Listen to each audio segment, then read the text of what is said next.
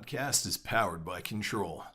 Control is a meal replacement and functional foods business whose mission is to improve the lifestyles of gamers and content creators by making them healthier. Their meal replacement shakes and meal on the go bars are the best tasting products in their category while also giving you all the protein, vitamins, minerals, and other nutrients you need to keep you going. Check out drinkcontrol.com and try out the sample kits to see what all the hype is about.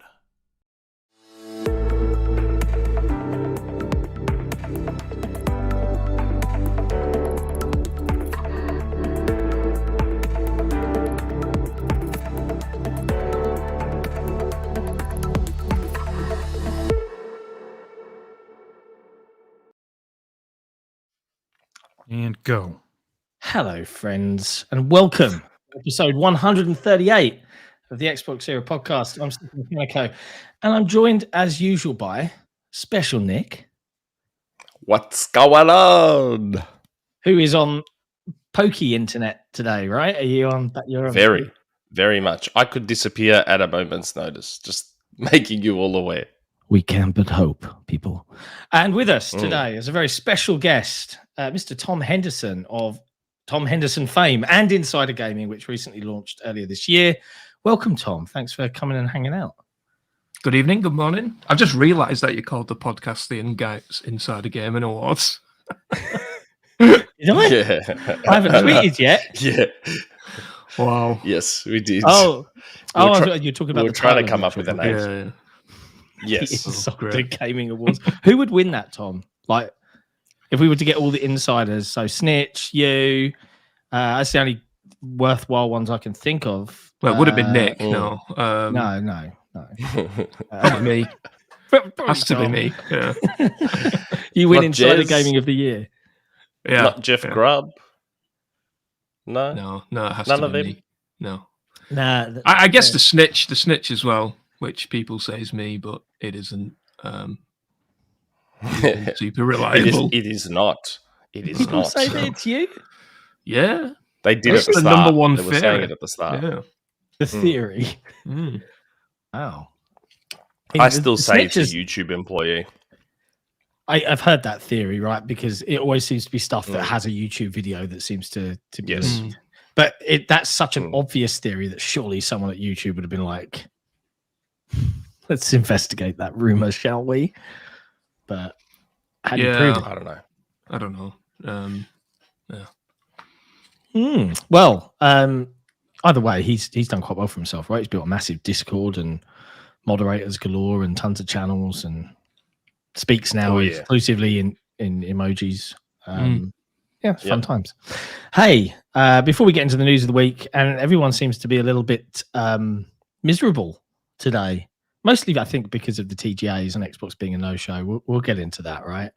But before we do, and the ABK stuff that we don't want to talk about. But before we get into all of that, Oh my god, ABK, have you guys been playing any video games this week? And Tom, we'll start with you.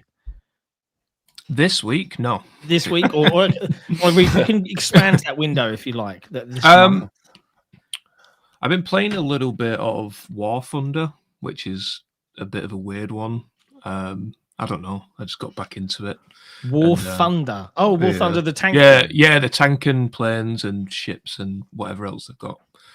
going on these days. And just Modern Warfare 2, bit of Fortnite Chapter 4, and that's pretty much it. Yes. All of Fortnite is so good now.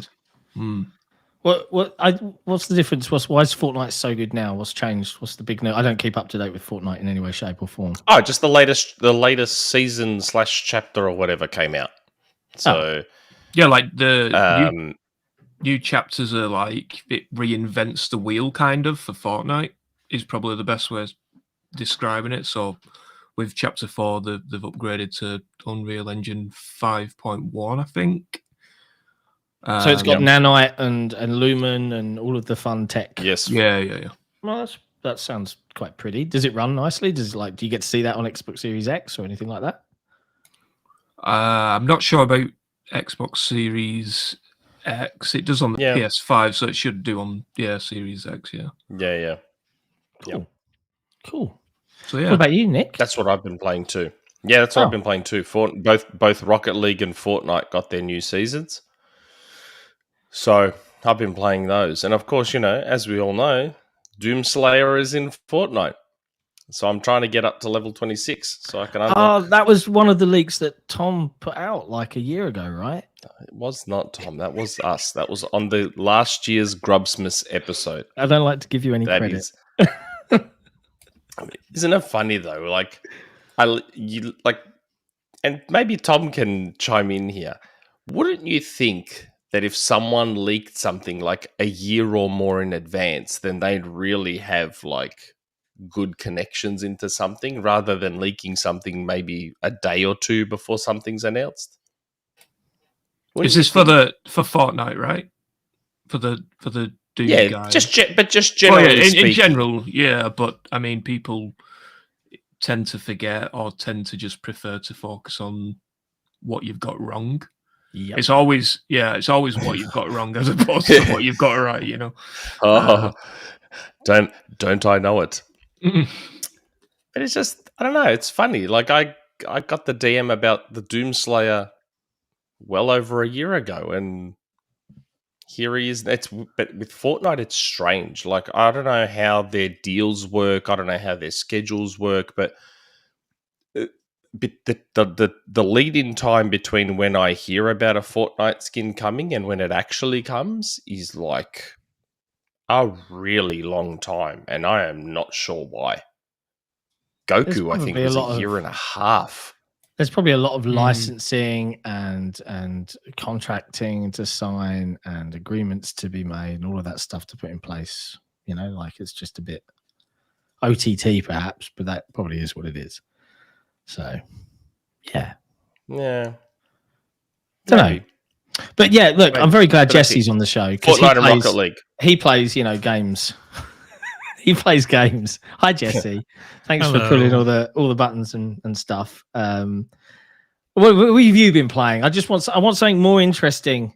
And I think we've both been playing the same thing, right? So we have both been playing High on Life. I'm playing on PC. You're on Series X. Reviews hit close to launch, like always. So keep an eye. That comes out on Tuesday. Can't say anything else. Can't say anything other else. Than we got the codes about 12 hours ago, maybe. I'm really sleepy. Late. It's going to be a real struggle on that review. I'm also doing a review for Blacktail. That one comes out Wednesday. Not the review, the game. I'm doing a preview for Scars Above, which was actually shown at the Game Awards. And I have a review scheduled now for the Witcher 3 Next Gen patch. It's been a very busy week. I've also played a shit ton of Overwatch 2 Season 2, which is great, unlike the new tank, who's weak as shit. But that season's very good. Nice. They have a never-ending seeming supply of content for it, which is good because they didn't do anything the last 3 years. So it makes sense. Yeah, it does. It does. See, that's some variety. Variety is the spice of life. I got more, but I figured those are the big ones. Yeah. I mean, I can see, I presume Q-Tang Clan in the chat is ooh, have we been playing it non-stop and can't put it down? We cannot give any impressions on High on Even Life. if we have been playing it non-stop, but it's because we got it so fucking late. Yeah, that's really annoying when that happens because you have these grand aspirations I mean, the review, as much as I'm playing it and I'll have a bit in there, the review is mostly probably going to be Jesse because, you know, I have 2 kids and I just don't have enough time. Family visiting, and it's like you set all this time aside during the week and then don't get to actually do it. Yep, It's really annoying. It's frustrating. It's nice that we get things. I can't complain there, but it would be really nice to get things ahead of time. Yeah, I like games like a good 2 weeks so you can let an opinion bed in. Like let it bed in, make yourself a little nest in your heart. Anyway, that was getting a bit philosophical. Hey, we've got Tom on the show. Tom, you've been doing insider leaking for a long time, quite accurately, I might add, for the most part. How did you get into this gig? Tell if for the audience, they all probably know who you are, probably because you gifted half the membership here at some point in the past. Could you? And right now, you've recently launched Insider Gaming, so you've been doing a lot and you've been around for a while. So I was curious if you could give me the kind of the history of Tom Henderson and how you got into doing what you do. Well, I started a YouTube channel 11 or 12 years ago covering Call of Duty. I've always been a big person, doing like speculation videos, like what's coming out, this, that, and the other. And then, I think how I got into leaking or doing this insider stuff or journalism or whatever you want to call it these days is I did like a video on exosuits, so it must have been Advanced Warfare or something like that. Like why don't they do esports teams exosuits? Like, so Optic Gaming would be like a cool green exosuit, stuff like that. And then someone at Activision really liked the idea. And then I kind of got speaking to him, got a bit of information out of him, and then it kind of spiraled from there. Wow. So yeah, I've been doing Call of Duty stuff for 10 years. I think this is my 10th year, and then maybe 2 years ago I did some Battlefield stuff, and then it kind of spiraled to every single game on the internet. I think we've done 50 exclusives since we launched on Insider Gaming. So wow, I worked it out yesterday. It's like an exclusive every 1.6 days. That's amazing. Wow, that's full on. Yeah, it's stressful because you've always got it in the back of your mind if this is wrong or whatever. It's all going to go. I mean, Nick knows. Nick knows what I mean. But yeah, it's weird because with this like new, I would call it a new era of journalism because it's not traditional in any sense. I've not trained as a journalist. I've not trained as a writer or anything like that. But it's interesting because it seems like the whole tide of that world is changing slightly. It's curious actually. I want to bounce a couple of things off you here. So one of the trends I've noticed now in articles, and you talk about, not training as a journalist and stuff like that. And there's so many avenues I could go down right now. I'm kind of torn. So the first question I'd ask is, I've noticed a trend in the way articles are framed, and it's actually a conversation I wanted to have with the team, right? And you tell me if you've noticed this as well. Rather than here's the news, we're going to tell you about the news, here's the links, here's the thing. Now it's all bullet points of all of the things for people to just literally click in, read the first few bullet points and then bug out. And then they might go more long-winded, and they'll always have like 12 or 18 hyperlinks to as many other different subjects as humanly possible, right? Because it's all about driving ad revenue. Yeah. And I've noticed the more traditional sites do proper full, song and verse without a lot of that. But then some of the sites that have been around for a while have started to trend to that direction now. So I mean, even when I last logged on Windows Central, they now do the bullet point thing. There's another I think is it Kaplek that writes for it? It does a site where it's all written like that. Axios. Yeah. That's the one I'm thinking of. Axios is all bullet points. So I'm like, okay, I mean, from a getting it out fast, okay, kind of way easier this way. But I don't like reading information like that. But do you think that is part of that trend, and that obviously helps people like us that have no journalism training to be able to just get news out? Yeah, I mean, I don't think it's necessarily because the people writing the articles are not trained journalists or anything like that. It's just that now we're in the generation where data needs to be consumed as fast as possible. With when I was doing my social media training for like Facebook, I grew a Facebook network of pages to like 4 million followers. And one of the things we learned is if your video is not good within that first 3 seconds, the video's done. It's out. It's madness. Because people just want to absorb the information straight away. And to be honest, if I could just make the same money that I do with a website on Twitter, I would just stick to Twitter and tweet the info out in a single tweet. Because that's what people want, and that's how people consume info now. We're working towards something like that, which I'll talk about probably early next year. But yeah, it's all about absorbing information as fast as possible. People don't have, in my opinion, time for reading lengthy articles on or don't have the attention span. Well, yeah, I feel a lot it's the latter as well. Like people's attention spans are just down the toilet now. Like, who's shiny? And they're off. They're gone. They're somewhere else. Yeah. Well, and the upcoming generation will be worse. Yeah. So we're the last, gentlemen. We are the last. It's bad. It's bad. But I guess that lends me to the next question I had, right? And this is a useful one. You talked about the exclusives and getting info out, and obviously that it's not traditional journalism. I recall, and I might be framing this incorrectly, so I'm dragging this out from memory, but I recall a journalist getting a bit up in your grill on Twitter about the way you formulate your articles and things like that, and kind of being a bit like sending his army, I suppose, after you about particular subjects. Do you feel that the old guard feel a little bit threatened by traditional reporting being usurped by this method?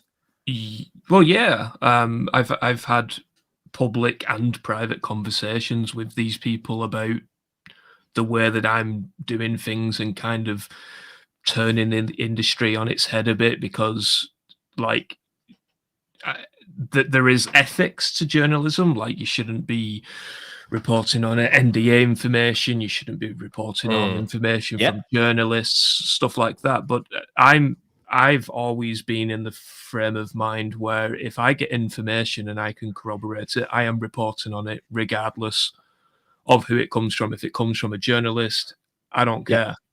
If it comes from a YouTube employee, I don't care. I know that our website is going to benefit 50 times more than if we followed the embargo date and uploaded at the same time as IGN, Kotaku, and just get buried in the results.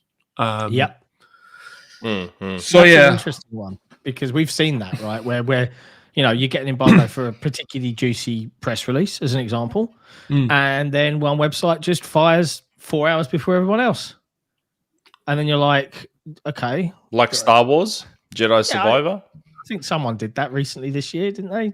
I remember, Jesse. We got the email about that, and then all of a sudden, I think it was Gematsu. I saw them post an article, and I was like, "Oh, okay." So they just got the email from EA and went ahead and just posted. I'm like, it's like, the thing is though, that would have been probably their biggest article of the week. Yeah. Like the Diablo 4 stuff we covered on Insider, we covered that the 19th of November, I think it was, and that's like our best article in terms of anything from the Game Awards. I was up all night for the Game Awards. I had 3 other people up all night for the Game Awards. We did like 20 articles. And all of those combined, in comparison to that Diablo 4 one, it was just like, well, it was just a waste of time. Yeah. Wow. Yeah, it's a really weird one, because and ours this year was it was the Battlefield 2042 stuff last year, I think. Remember, we got the preview, and then one site set it 12 hours early. They set it AM instead of PM, and that just killed it for everyone. Yeah, everybody else suffered because one site decided to just post all the info. And it's interesting. It's frustrating because then, I guess it depends. If you're a publication that then have to rely on good relationships with all these PR companies, right? And if you start, I guess if you take the approach of, I'm not signing or agreeing to anything, so I'll if someone else sends it to me, I'm just going to share it. It's not my problem, right? Oh, and also Pentiment reviews. People put them up like 2 hours early, so I was just like, okay, I'm just going to put it up then. Because the moment there was already like 10 up, so I'm like, okay, I'm just going to publish it all. Otherwise, I'll get nothing. Yeah. So I've lost where our train of thought was then. But yeah, it's an interesting challenge, I guess. But as a publication, you risk that relationship, right? And then you've got this kind of back and forth. And it's a weird world to live in. So I'm curious to see the evolution of reporting in this space, because I do see it trending more towards just being a Twitter post. And that's it. Oh, that's news. Yeah. Why not? Why does it need to be more than that? Yeah. I just don't think that the relationship between publication and publishers matters that much anymore. I mean, they don't really need us, and that they're not gonna find any positivity in terms of like marketing if they do a preview event or whatever, in my opinion. So yeah, I think that over the next couple of years, especially as insiders like the Snitch start to come out, who the theories are he's a YouTube employee. Well, what happens if there's an Xbox employee who wants to spill the beans? And I'll be honest, some websites who will pay hundreds and hundreds of dollars for exclusives. Yeah. So what's stopping an Xbox employee, a PlayStation employee, YouTube employee from leaking this stuff and doubling the salary and remaining anonymous at the same time? And remaining anonymous? Yeah, exactly. Yeah. So maybe that's what I need to do. Maybe I need to start paying money. for it'll help me get more stuff. Oh, did you see that super chat? Did you? Yeah, that's why we're all laughing. God, we haven't had anyone like that for ages. Tom, you're bringing out the good ones tonight. Yeah. So this person must follow Tom around then. Apparently, they must. Oh, okay. Well, look, we're talking on the subject. I was going to say, question for Tom. So if hypothetically, another person who's sort of in this leaking space were to come to you saying, I've got this leak that, I'm looking to go with, do you reckon you'd be able to corroborate? Would you ever jump ahead of that person? What, published before them? Yeah. No. Okay. Honor among thieves. Yeah. No. Yeah. I've had the conversation with people before that are in this leaking space, and I guess it's honor among thieves. That's the only ethics that I have. It is. It has to be. It has to be. Oh dear. Oh god. Do we want to read that super chat? Well, it's asking Tom a question, so maybe Tom can answer it. Next up, Rivers good. I don't know. I don't know why I'm here. Xbox will never be better than PlayStation. Tom, why are you on this fraud channel? Makes up rumors. Got one by Annapurna. Street Fighter 6 isn't PS exclusive. Jez debunked Gears Collection KI2. I think I agreed to it when I was drunk, so that's my excuse. There you go. Yes. Yeah. Lots of bad things happen when you're drunk. I had to make up stories to get Tom on here. That's how I got him on here. And it's not like you got anything right about the TGAs.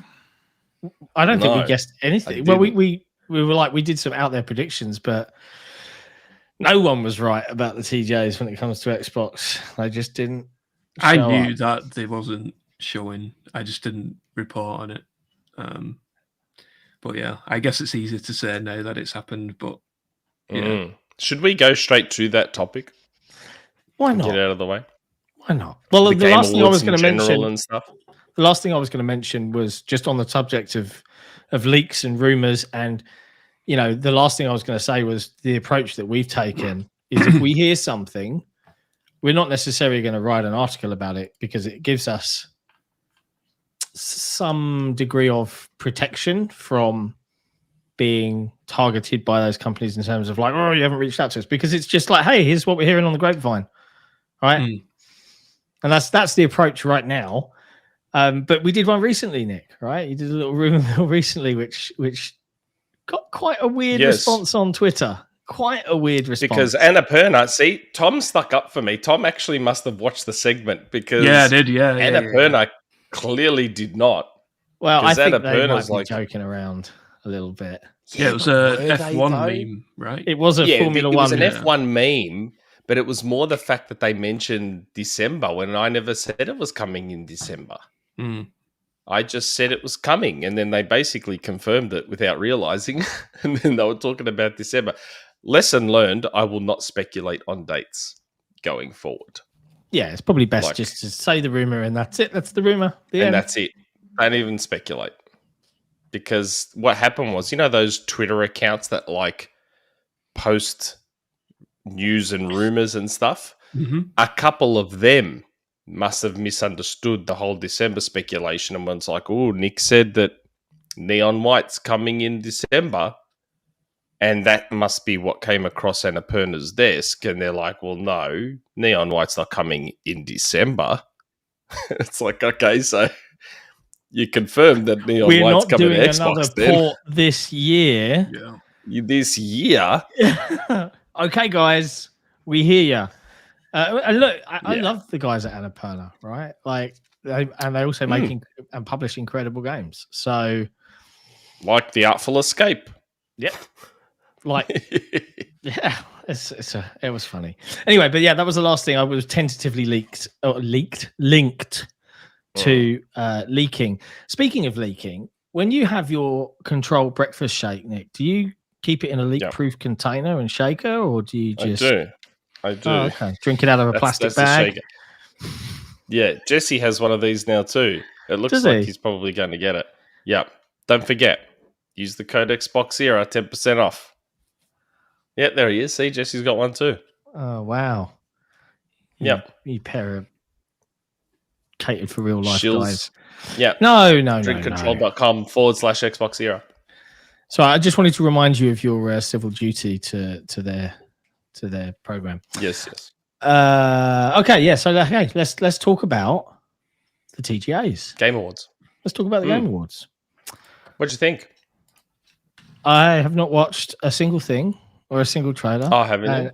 I never do, unless it's a game like that. Someone says, "Hey, this will be right up your alley." I'm like, ugh, okay. I just I do not care. There was some cool stuff shown. Like that Hellboy game looks great. Hellboy. There's a Hellboy game. Good. Cool. Good. Looks real good. Yeah. There was a few games shown that I have to admit, there was a few games shown that did look good. Judas from the maker of BioShock. In space. I did see that. It looks Crime Boss. Was it called? Yes, Crime Boss. Yes. Crime Boss City. looks really good. Yeah, that's a weird name for a city. How do you say that again? Rockay. It's just like ROCKAY. Rockay. Okay. Yeah, it seems that like really they're good. Competing with GTA a bit, and maybe they wanted to get it out the door because of the GTA 6 leaks confirming that is going to Vice City and stuff like that. Because I think this one is set in Miami as well, right? Yeah. Yeah. Is it? Yeah, I think so. It's like their version of Miami called Rockay City, but it's got some B-movie action stars like Chuck Norris and stuff in it. It's got some decent, like Michael Madsen's in it. Oh wow, as well. Okay. Yeah. It's got some. They've thrown some big names at it, so I guess that's their angle. They figure they can't. Maybe they figure they can't take GTA head on.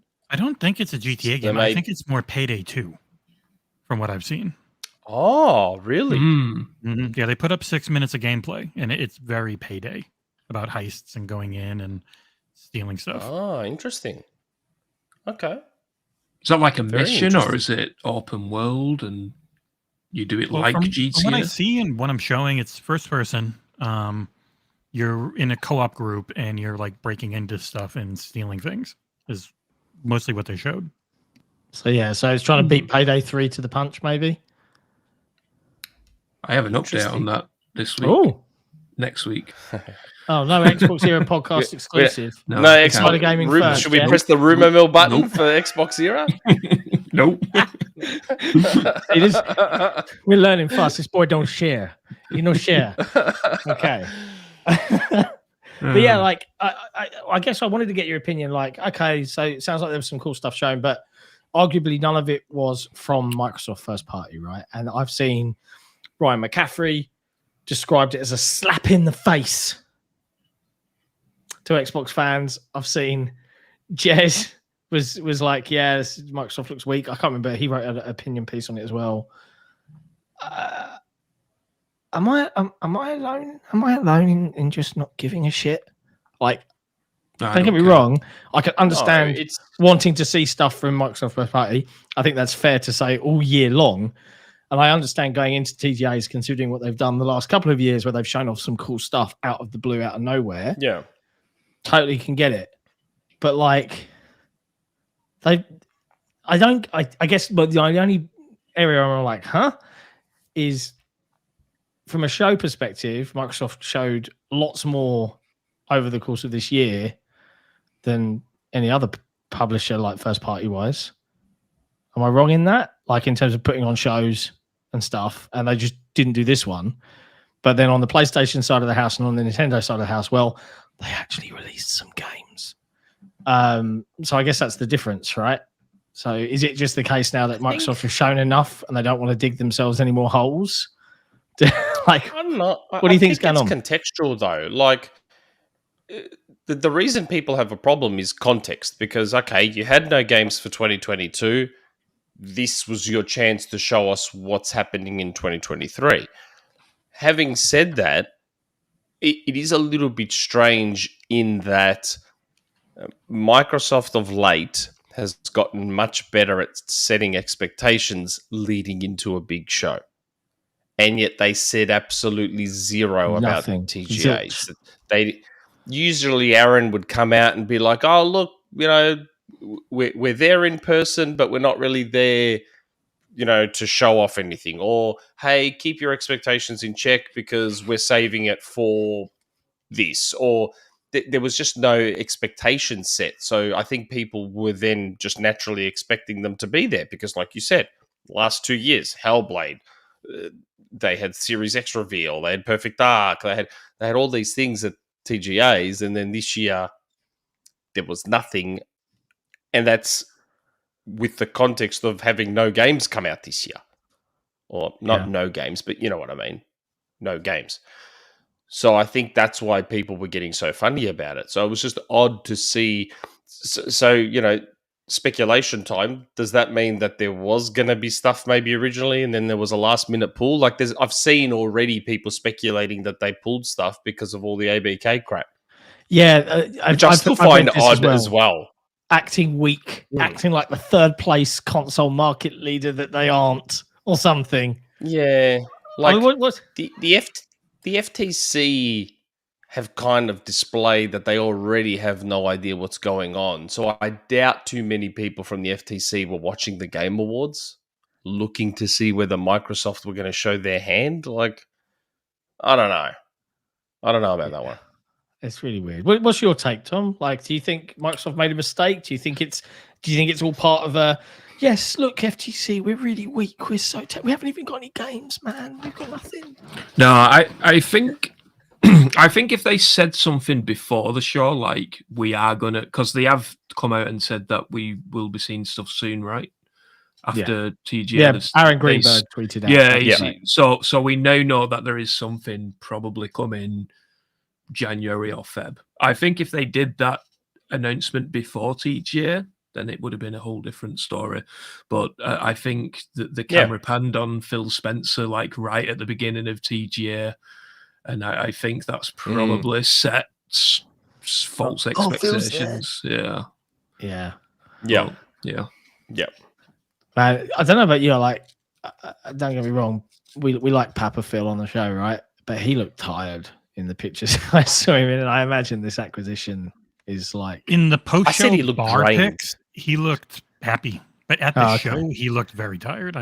Stressed out. He was at the bar. He was at the bar. Shots. So that's why he looked fine. He was at the bar. He'd had a few bevies. But at the show, he looked, to me, not tired. He looked drained, as in just over the situation. Just like he looked over it. Like, as many of us are. Completely over it. But we hit the topic now. We hit the topic. We started talking about the FTC and the acquisition. So let's ride this train. Wait, well, hold on. we're still on Game Awards. I mean, well, is there anything else to Elden Ring say? won. Yeah. Okay. Yeah. Elden Ring. I didn't expect. I thought God of War would win. I honestly thought God of War would win. Looking at the sub conversations going on, it seems to be like all the reviews came out like, it made me cry. It made me realize how to be a better father. All of that stuff. And then lots of actual conversations of, okay. Yeah, it's great. It's just kind of like more of that other one. And that tone, that tone kind of said to me, okay, so Elden Ring was the one that like changed people's opinions on some From games. Like From fans were super happy with it. It was a massive commercial success, beyond anything any kind of Soulsy title had done previously. So I didn't expect it not to win, to be honest. I thought it was always going to be Elden Ring. But yeah. Well, Elden Ring didn't seem to get that backlash. No, it just got lots of love. It just got bigger and bigger as time went by. Yeah. Where God of War, and I say backlash is the wrong word, but God of War almost instantly was getting that, oh man, like it's too long again. Oh man, the menu UI is not, they didn't change anything. Oh man, why does this Ironwood part with Atreus go for so long? Oh, like it's just, that started to happen quite quickly with God of War. Yeah. But I still thought it would win anyway. I still ultimately thought it would win. Because Sony and From have taken all the Game Awards pretty much for the last 5 years. Yeah. Outside of It Takes Two. Yeah. It's been either a From game or a PlayStation game just about every year. Do you reckon Sekiro, that rewinds Last of Us Microsoft Part up 2. in some form? Like, do you reckon they're sitting there like, do you think it really winds them up? Like all the execs, like, don't know. The thing is, I wouldn't like it if Microsoft started making games that were constantly all like that. You know, just like the same. I just get really like, because like, I think to like, we were working on our Game of the Year lists this week, right, for an article later on, and like I looked at my list and there are no AAA games on my list. Literally none. 0 AAA games. Now, you could be snide and say Microsoft didn't release any, that's why. But like, I rarely play AAA games as it is. So I don't know. Maybe I'm alone out there. But I much, like I said earlier, variety is the spice of life. That's the kind of things I like. I like to play lots of different smaller things than one drawn out, overproduced thing. That's just me. What do I know? Yeah. What do I know? Most of my stuff is all smaller stuff. I don't know anything about Tom's opinions on Microsoft I just ABK acquisition. That's what come on, man. Come on, man. I just play FPS games. I don't play anything else. I don't play single player games. So it's all multiplayer FPS for you. That's it. That's your jam. Yeah. Are you a big Halo fan? I played a little bit of Infinite, but it just got too boring too quick. But yeah, I played the others and stuff. in the day. Back in the day, yeah. That's interesting. So if you're a first-person shooter multiplayer guy, did you like Titanfall, the first Titanfall? Yeah, I loved Titanfall. I love Titanfall 2 as well. Sad that we didn't get another one. Well, it's interesting. We had a conversation about Titanfall 2 in a Halo multiplayer lobby earlier this week because we played a phase shift game. So someone in Forge has made a game where you tap over shield and you flip out like in the Titanfall 2 level to another environment. It's very, very clever. And I was curious, actually, when I thought about it, Tom, like, which multiplayer is better for you, Titanfall 2 or Titanfall 1?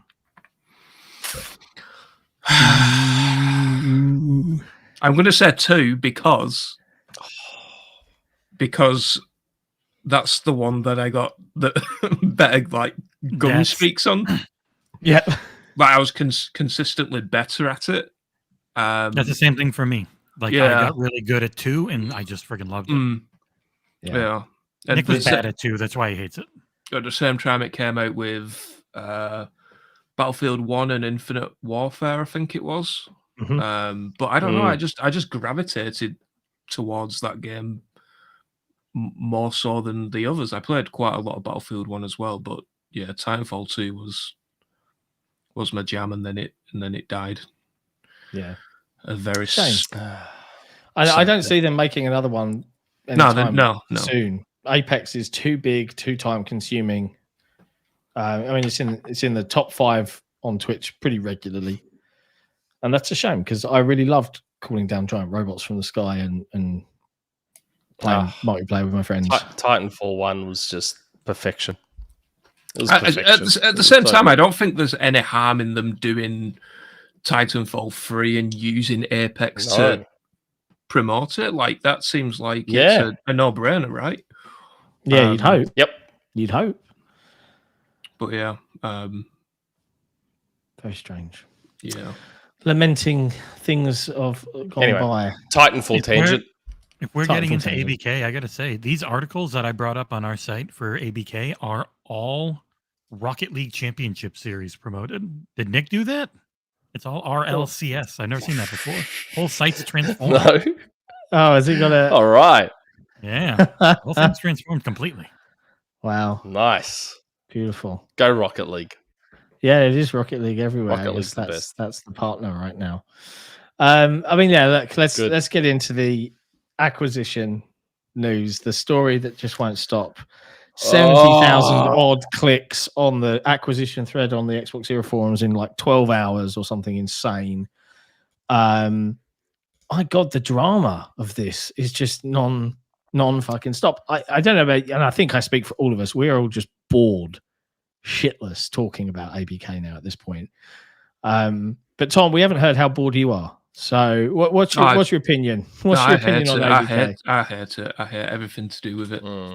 I Please don't mince your words. I scroll so fast past any coverage on it. Because it's just draining. Like you said, Phil looks drained, and I do. Yeah. So I can't imagine how he is. Just crazy. But this is just going to go on for months, ever. Well, for years. I know that the deal is scheduled to finalize in June, right? Yes. But this new stuff is starting in August. So let's clarify a little bit. The FTC can't block a deal, but they can sue one after it completes. So the concern and the hurdle, the real hurdle, is the European Union and I guess the CMA, because they can just say no, and then that stops it. I think. I'm not a solicitor, so don't quote me on that, but I think that's my understanding. But the FTC, they came out earlier this week. They made this big hoo-ha about, it's anti-competitive. And again, and I guess, Tom, I know you don't like talking about it, but which position, I guess, is, where do you, when you look at the statements from both camps, do you think that Sony are correct? Do you think that the CMA are correct? Or do you think they're being whiny little bitches? Like, where's your position? Where do you fall on the line here? Do you think it should complete? Do you think it's anti-competitive? No, I think it should complete, but at the same time, I understand Sony's concerns. Because at the end of the day, 10-year deal's a 10-year deal, but then after that, it's fair game. 10 years seems like a long time, but it does. It's especially now when Call of Duty's potentially moving to a 2-year release cycle. It's 4 or 5 games. Yeah, that's 4 or 5 games, and who knows if Microsoft want to do a free-to-play Call of Duty further on down the line just for Xbox or whatever it may be. So I get the concerns, but it's like, yeah, just get on with it. It's so much fuss. It's so much like the layers to this are crazy. Like the layers of the fact that the only opposition to this whole deal is the market leader, which should automatically pretty much invalidate any complaints because it's like, well, you're the market leader. What are you worried about? At worst, you lose your position of market leadership. Big deal. Too bad, so sad. And then you have the other layer, which is the fact that all this focus is on one game, Call of Duty. 10 years is a long time. The gaming landscape can change so much in 10 years. And again, maybe this is me being old. If you had said in 2005 that Halo wasn't going to be the shooter on the planet in a few years' time and something else would come along and become the juggernaut shooter, people would have laughed at you. Yeah. And then 2007 came along and so did Call of Duty Modern Warfare.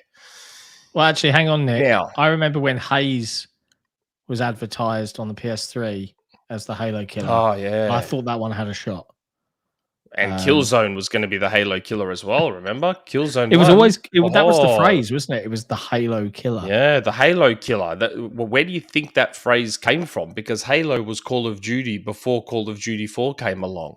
Yeah. So if someone had said to you so Call of Duty won't be the juggernaut forever. So, we could look back in 10 years and some other shooter has come along and unseated Call of Duty. And we'll look back at all of this and laugh and go, I can't believe there was all this fuss and FTCs and this and that and the other for a franchise that's no longer relevant. Like, who would have thought? Like, here's something that I haven't seen anyone mention, and I was thinking about it yesterday. Sega, right? The Sega Saturn had EA Sports games. The Sega Dreamcast did not. Do many people under the age of 30 know why the Dreamcast didn't have sports games? Because EA said, if you're going to make your own games, we're not putting EA Sports games on the Dreamcast. Do people know what game Sega made themselves? NBA 2K. Now, if someone had said to you back in the year 2000 that NBA Live will no longer exist in a decade or so, and that little series that Sega made themselves, 2K, was going to be the juggernaut sports title, would you have believed them? People would have laughed in your face. That's true. And yet here we are 2 decades later, and NBA Live no longer exists. Really hasn't existed for over a decade. And 2K runs unopposed in sport, in basketball. Like, the gaming landscape can change so much. And it's crazy to me that there's so much fuss over the third place company. Well, second place, Nintendo don't count. Oh, that's right, second place, because Nintendo. That's right. Nintendo makes video game consoles, but they don't. Kids, they don't kids count in only family games. There's definitely no hentai on the e-store. Don't look.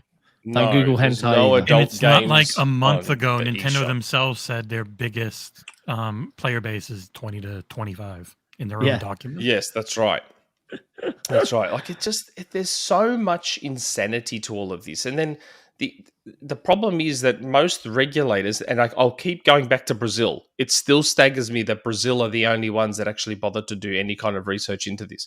Like, I keep seeing all the statements from the FTC and old man Bernie Sanders, and all they see is big tech and big tech making a big purchase, and that's it. They look no deeper than that surface, and it sets a bad precedent. Like, they keep talking about, consumers aren't going to get choice, and consumers this, consumers that. And it's like, what are you talking about?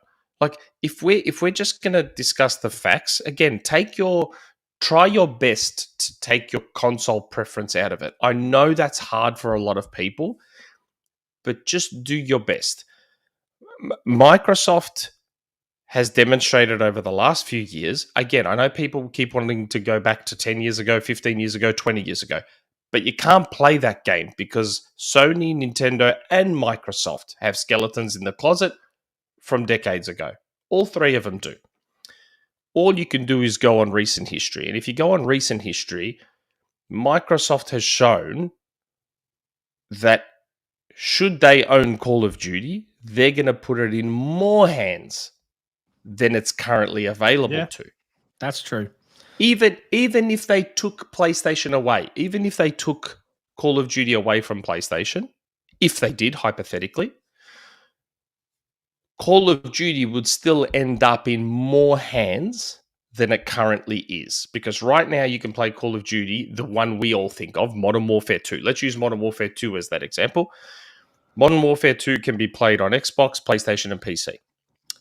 In a world where Microsoft owned Call of Duty and did whatever they wanted with it, it would be Xbox, Switch, PC, cloud, which means phones, tablets, TVs, the whole lot. So even if they took PlayStation away, it would still be more people accessing Call of Duty at a cheaper entry point.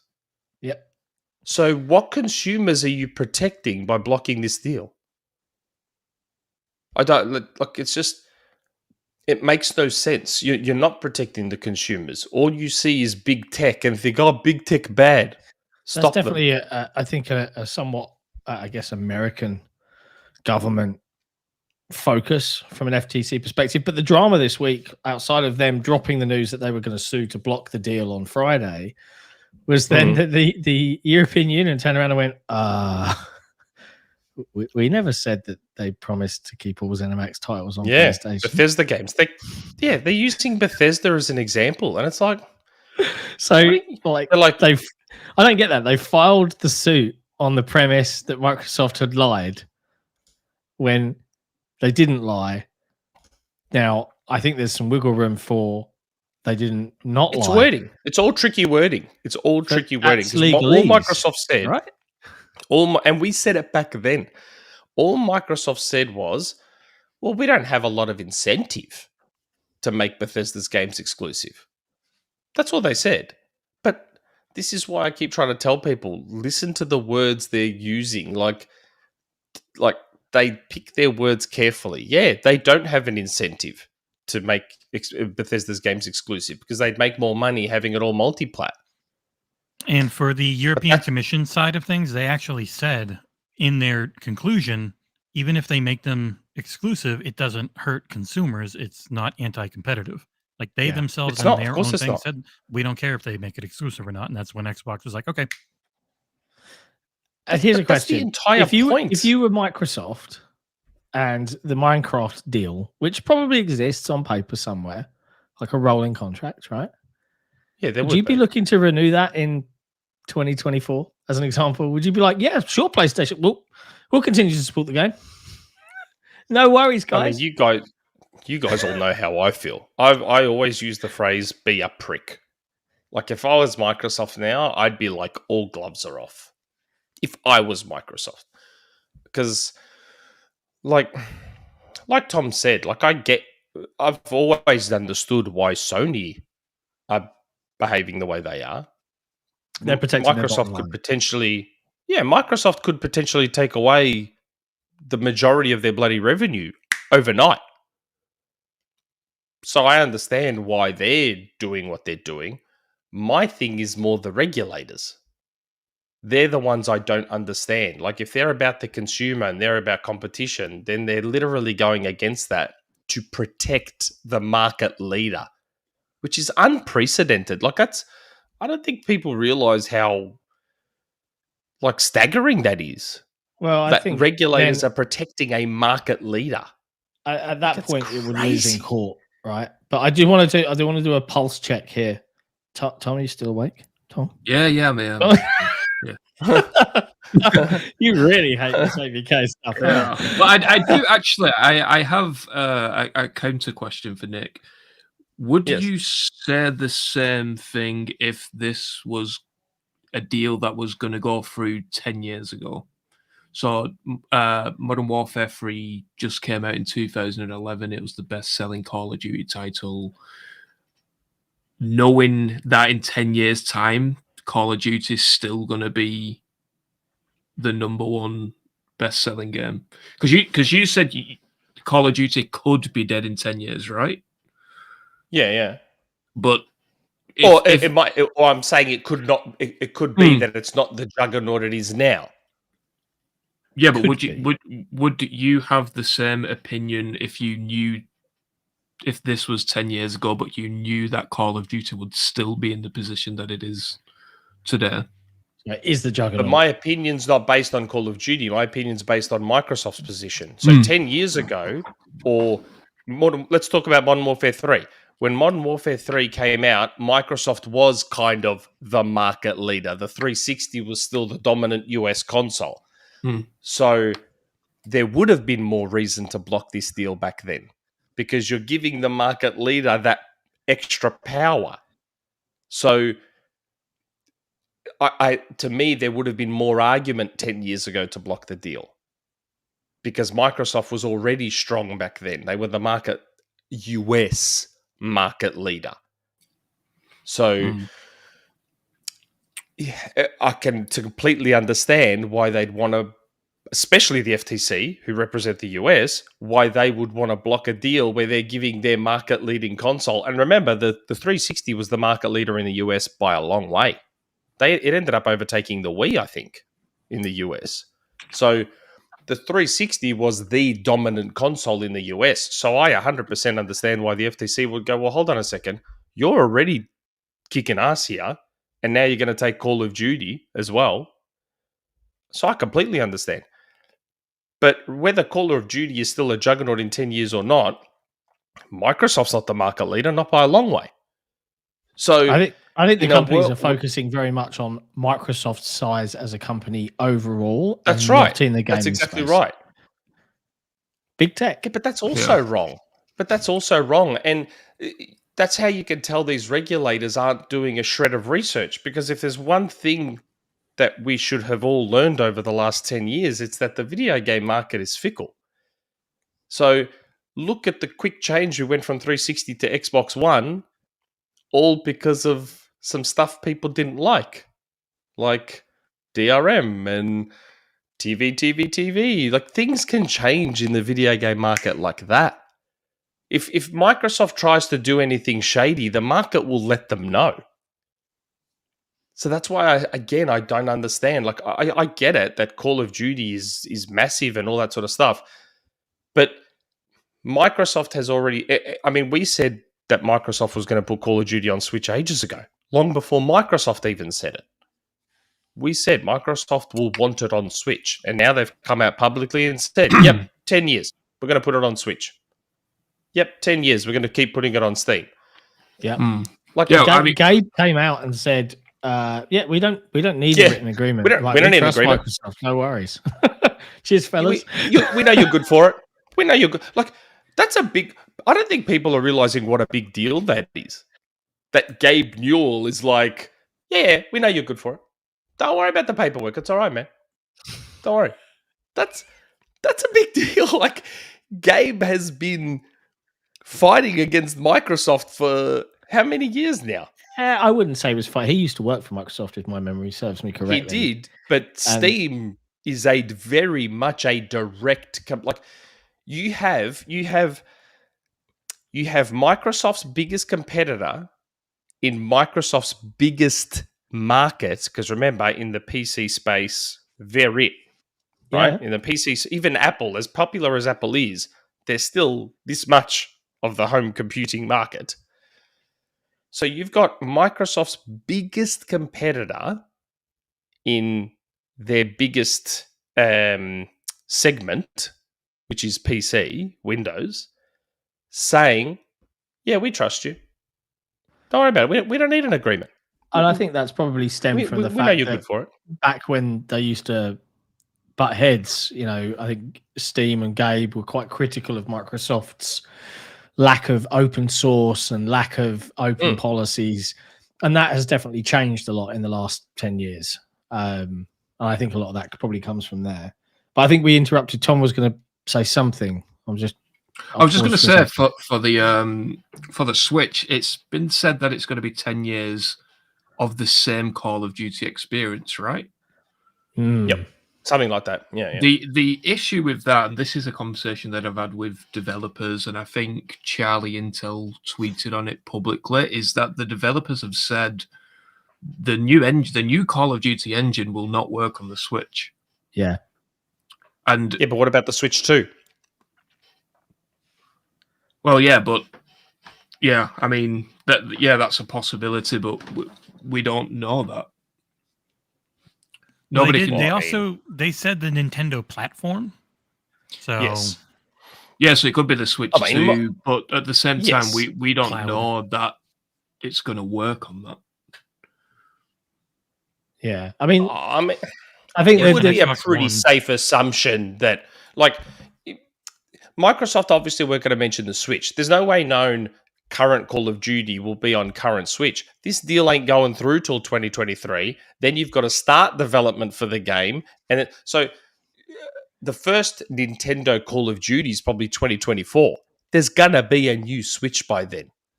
So to me, it would be safe to assume that whatever the new Switch is can probably run a version of Call of Duty. I mean, if the VCR Xbox One is still running Call of Duty, not great. I don't see why a Switch 2 wouldn't be able to run. And maybe your Nintendo Xbox collab finally comes to fruition. Yeah. Well, yeah. And I mean, right now that they could still put, I mean, how many cloud versions does the Switch have? How many cloud versions of games? Mobile versions of COD as well. Yeah, I was going to say, did they specify COD like the same? Yeah, they said the same Call of Duty experience. It wasn't like Call of Duty Mobile or whatever. It was the same experience. So, I mean, if we're talking, why wouldn't they put Call of Duty Mobile on Switch anyway?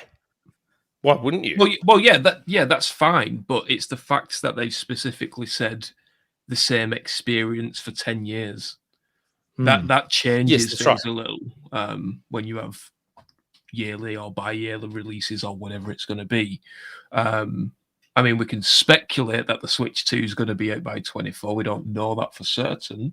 Yeah. If that doesn't release in 24, or even if it did, are the developers going to have enough time to develop the Treyarch game for that platform? Especially in the position that Activision are in right now with development issues as it is. Yeah, that's true. Yeah. Interesting stuff. They just cloud stream it to start if they don't have enough time. That's right. Again, right, I assume it would be a cloud version to start with right now. But that's my assumption. Is there any technicalities there that would suggest that is no longer the same experience? Maybe. But I mean, you've got companies selling full-priced games on Switch that are just the cloud version now, like as we speak. So I guess from that standpoint, there's nothing wrong with Microsoft doing the same, at least just to begin with, until they can get a native port up and running. But again, we're still talking at least 2024 away. Because if this deal isn't closing until mid-2023 or later, then they're not starting work on a Switch port till the end of 2023. So we're talking 2024 or later anyway. All right. So if we don't get the Switch 2 by 24, the next Call of Duty even though that mainline Call of Duty titles are now going to be bi-yearly releases, so the next one is 24, Activision have already come out and said they will have a premium title in 2023, which is going to be like a Modern Warfare 2 DLC. It's going to be $70. Like an expansion. But it's still going to be priced at the same price as a full-fledged game. If that releases in November of 2023, they don't have a Switch 2, and the deal finalizes in June 23, then that's a technicality where it's like, well, you said 10 years on Nintendo platforms for the same experience. Whereas in 4 to 5 months after the deal is signed, a new Call of Duty releases and it's not on the platform. To be honest, though, yeah, but I mean but you're talking about something that's a logistic impossibility. So why sign it? Can't. Then why agree? Because they have avenues like cloud. They have an avenue like the cloud. One. This is a big a song and dance from Microsoft to say, look. What are you drinking? He's drinking some whiskey. Whiskey. Yeah. Just give me another half an hour and I'll have even more fucking wild. The ABK starts giving up. So I reaches for the whiskey bottle on the shelf. Like, oh god, here we go. But I think that the whole 10-year commitment deal for Steam for Nintendo was Microsoft saying, look, like we're going to make this platform bigger and better for all gamers, blah blah blah blah blah. And it was to try and appease regulators. Simple as that, right? I think we've seen plenty of times special partnership. Does anyone remember that? Nintendo and EA, the special partnership. How long did that last? Right? Yeah. Agreements are all fine and good, but if the Switch 2 releases and it's physically incapable of running the game, then all they can do is a cloud version. And now that does tick the box in terms of it is the same features available on the platform, just via a different delivery method. And that's allowed. Like, you can't say no to that. Whether a Switch audience is going to be interested in any way, shape, or form to play via that delivery method is totally on the user. But they are at least ticking the box. You still have to work within the realms of reality. Like, if the deal's closing let's say the deal closes June, you can't tell me that regulators are going to turn around and go, well, hold on, you've had 4 months to port Call of Duty to Switch. How come you haven't done it yet? Yeah, it's like, it's not going to happen because it's like physically impossible. So in the end, if the deal states that they have to get a version of Call of Duty on there as soon as the deal closes, well, then cloud's literally the only option they have. They don't have any other option. Like, they can't get in trouble for something that's physically impossible to do. That is how it is. I still think we're going to have our new Switch next year. That's just me personally. I still think we're going to have it next year.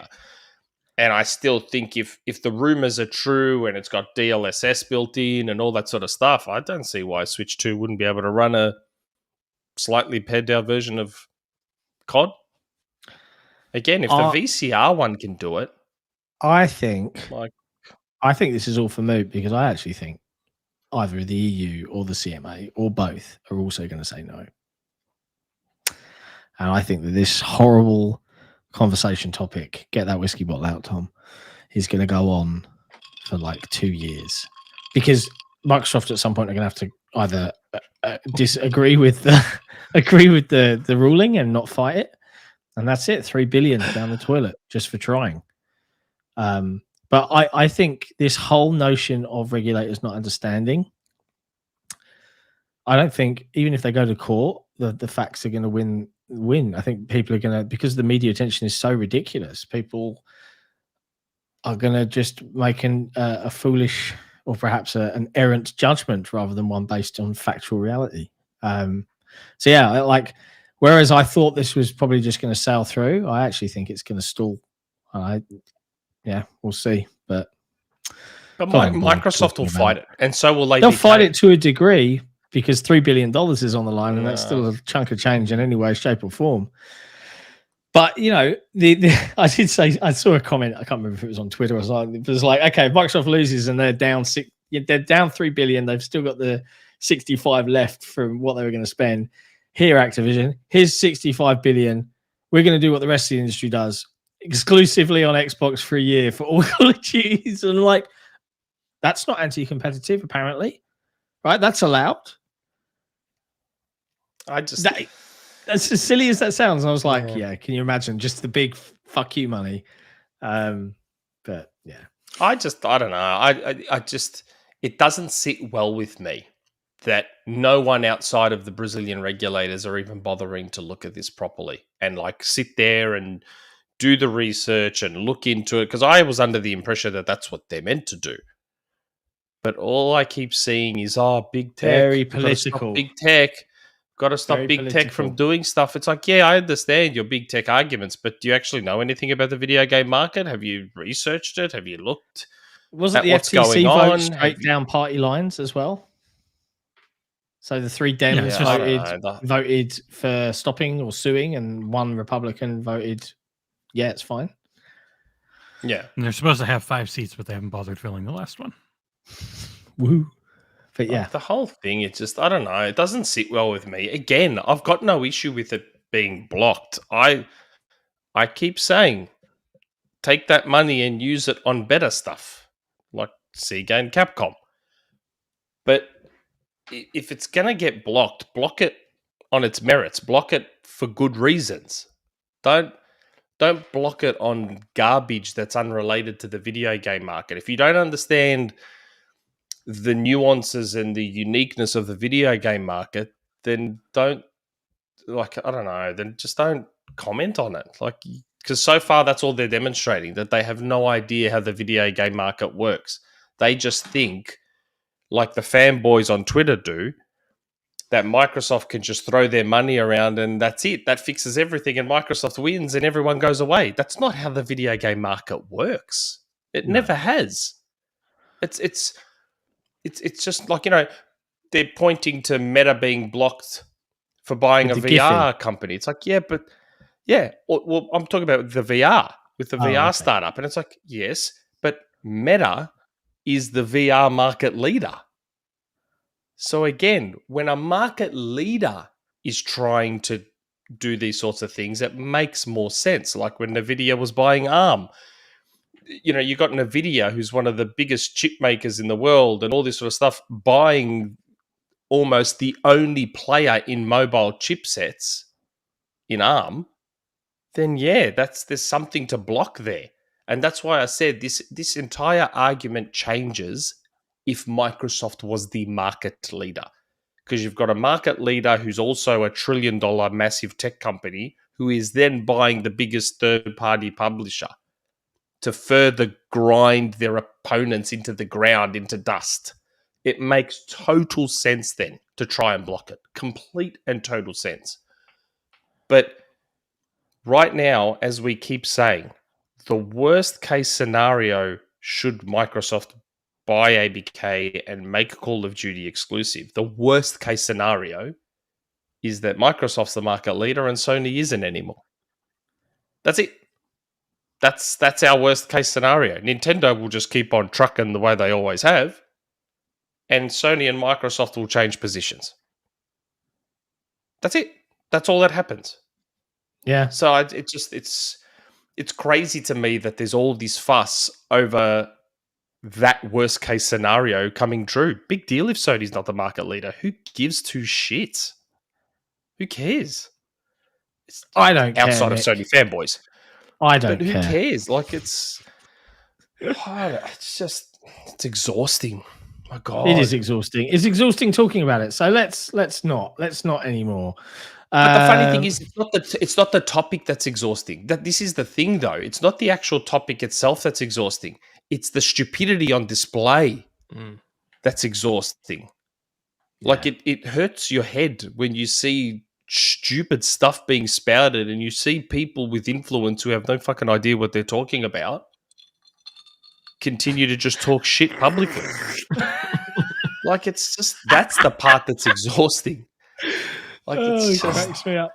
We've got some super chats to read. Why don't you read those and cheer up a little bit? Yeah, come on. And before you read those, before you read those, we've got 250 odd people watching right now, but a mere, do we really? A lacking 74 likes, and that's just will not do. Would you put up with that, Tom, on your channel? Yeah. No. 150 likes for me right now. 150 minimum, yeah? No. for 250. Tom will buy you a membership for a like. Fucking hell. Get your card out, Tom. Come on. Give me 15 minutes. Get that whiskey bottle finished. Okay. Reverse world. Hey, can I ask a question? Am I breaking up or anything like that? No, you've been fine. You've Or started a couple of times, but you're fine. Is my phone's internet still surviving? You're surviving. Reverse world. $2 super chat. Fast forward. How does 2023 end, in your opinions? Hopefully with a massive meteor. Or Thanos finally getting that 6th stone and snapping his fingers. How does 2023 end? I don't know. The ABK deal will most likely have gone through. Microsoft might release some games. Hopefully, if they haven't all been delayed into 2024. God, nice, and I'll probably be playing Tears of the Kingdom all year. Most likely. Yeah. You will have started the Nintendo show. I'll have started the XboxEra Nintendo podcast. Because I have no interest in Starfield or Forza Motorsport. Maybe Redfall. But yeah, I mean, how else is it going to end? I don't know. Starfield will win Game of the Year. Nah, no way. Come on, you got. No, It won't. No. It's not gonna happen. No, it's not gonna happen. What's Sony releasing next year? Spider-Man 2. That's the one. That's the only thing they have first party. They've also got Forspoken, which is real bad. I played the demo. Holy shit! And God, that's not. How weird is that's out on the Xbox Store? Has achievements on the Xbox Store, like Windows Store. Sorry, Windows. Well, I say Xbox Store, the Windows Store for their Xbox. But yes, like, isn't that weird? And Final Fantasy 16. Yeah, I need to download that demo, but what I've seen so far does not look good. It's very showy. I don't think the combat flows well at all. The open world's real bad. I did not enjoy what I played of it. It looks, again, based purely on the footage I've seen, it looks like there's like no feedback during combat. Like you don't even, it's almost like you can't tell you're hitting someone. I don't know. It looks odd. No, yeah, it's Witcher 3 style feedback, which is not a good thing. Woof. Okay. But yeah, hey, do you think 2023 is going to end, Tom?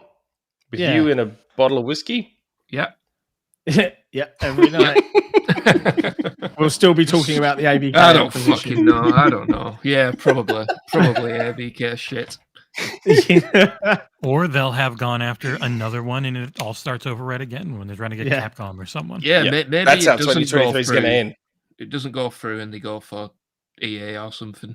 Even if it does go through, they go for something. They go for more. Man, yeah. Sega and Capcom. They're going to acquire Sega and Capcom by the end of 2023. Can't wait. Can't wait for that.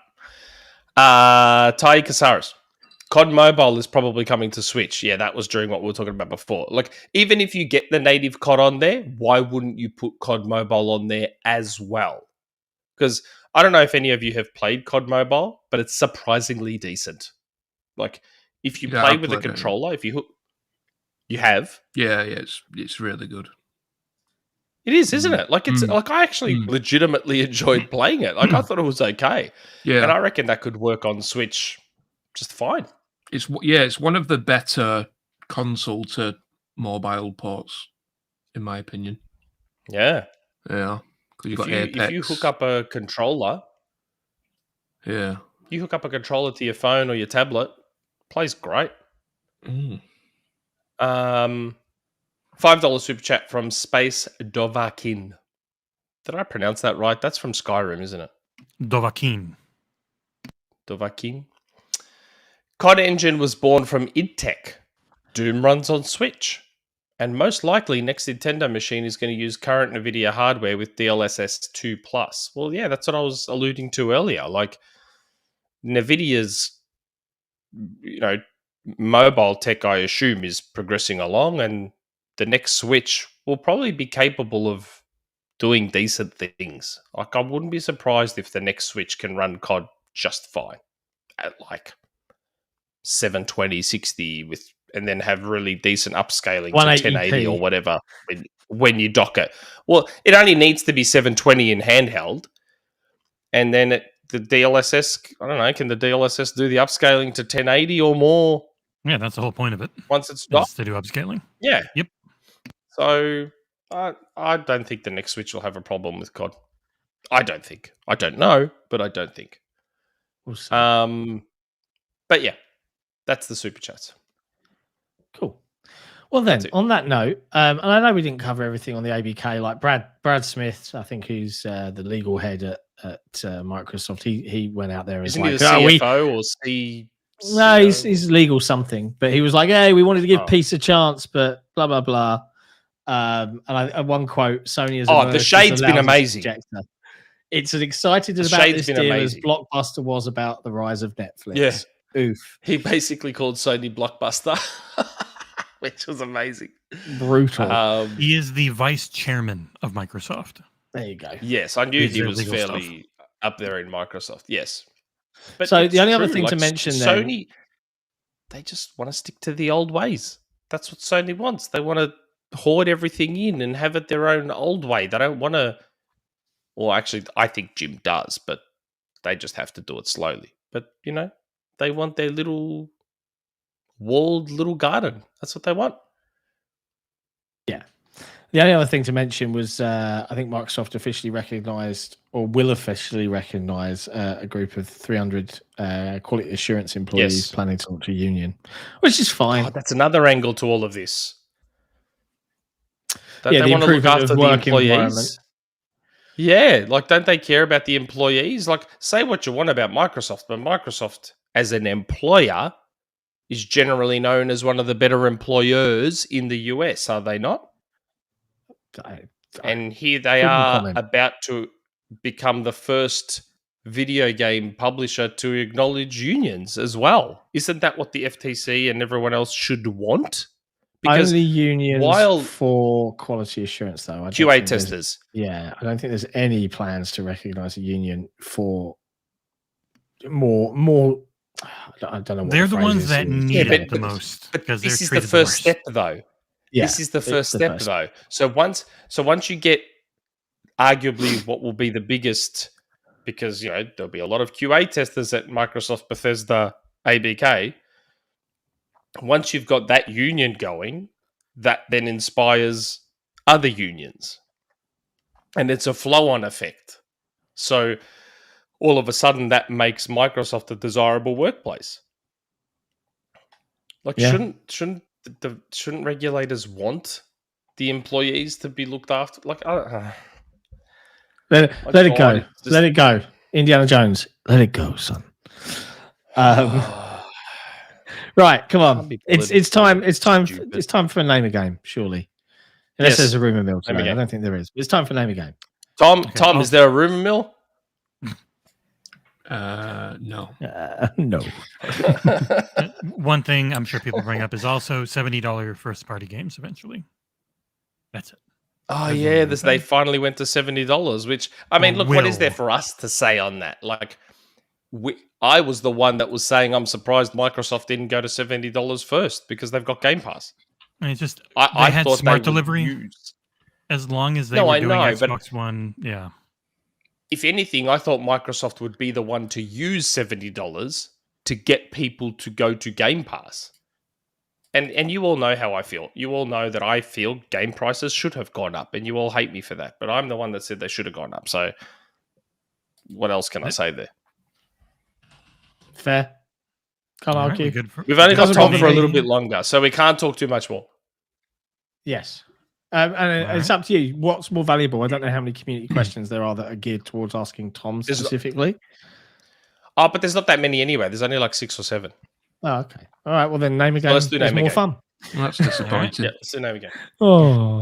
Not as popular as I thought. I closed that thread early, Tom. For you specifically, cool. I closed it early so there wasn't 100 million questions.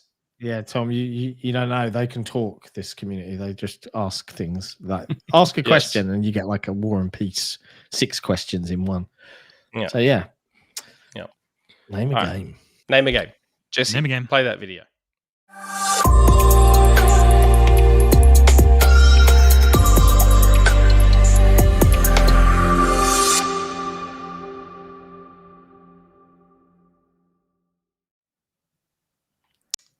Am I intro? Hold on, John. I need to interrupt John before John says anything. I got a text message from my wife. Is that okay if I read it? Yeah, I know this is a bit unorthodox, but is it okay if I read this text message from my wife? I have one question. Yeah. Is it about your balls? I don't know. I've got to check what the message is now. Hold on. Hi, Sweets. That's her nickname for me, Sweets. That's lovely. Last night was the best. Possibly the best ever. Oh, that's really sweet, isn't it? This is too much. Should I be reading this live on it? We've crossed the line, and I amazing. don't like it. It probably has something to do with the fact that you finally got rid of that gigantic bush you had going down there. Can you email the guys from Manscaped and tell them thanks? Because that shit was annoying the crap out of me. Okay, maybe I shouldn't have read that one on there. Tom, could you pass me the whiskey, bro? I'm crying. So, Why? It was just funny. So, guys, if you want to make your significant other as happy as my wife now is, thanks to Manscaped, go to manscaped.com and use the code XboxEra for 20% off. Oh, God. There was a line. God. It was way over there, and you crossed it. It's a great Christmas present now. 20% off XboxEra. Anyway, name a game. Your lawnmower 4.0. All right, name the game. All right, cool. Name a game. Right. Number 1. Stellar Cinders. Hold on, what's the topic? I don't know. Let's put it there. It's Oh, all right. Yeah. Games released in December. games released in the month of December. Stellar. Okay. Stellar Cinders. Cinders. Stellar what? Cinders. Games released in December. Stellar Cinders. Oh. Stellar Cinders. I know what cinders are, and I'm trying to think of a game. Like I know what Stellar and cinders. Stellar as in STELLER. AR. Yeah. AR. Sorry. Yes, AR. Jesus. Yes. Sorry. AR. Stellar Cinders.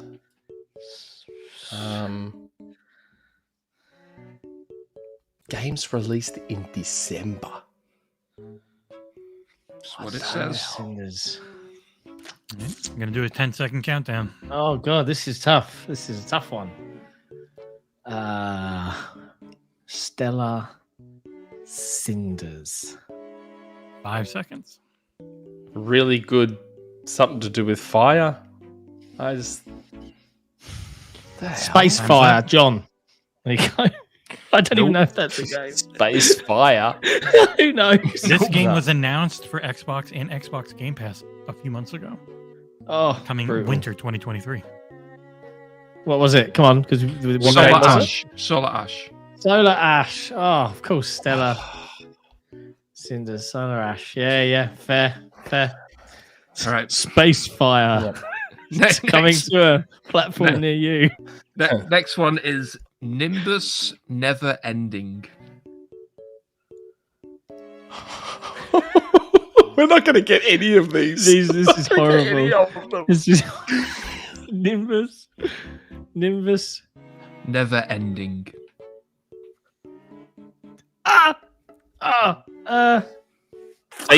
Say your name.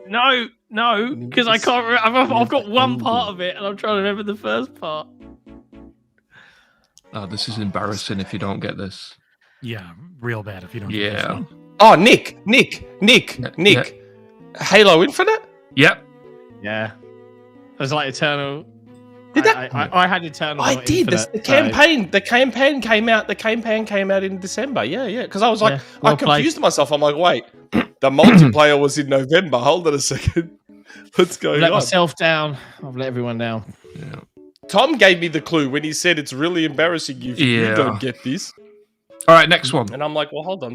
Yeah. Anyway, next. Miracles, the witching hour's soul.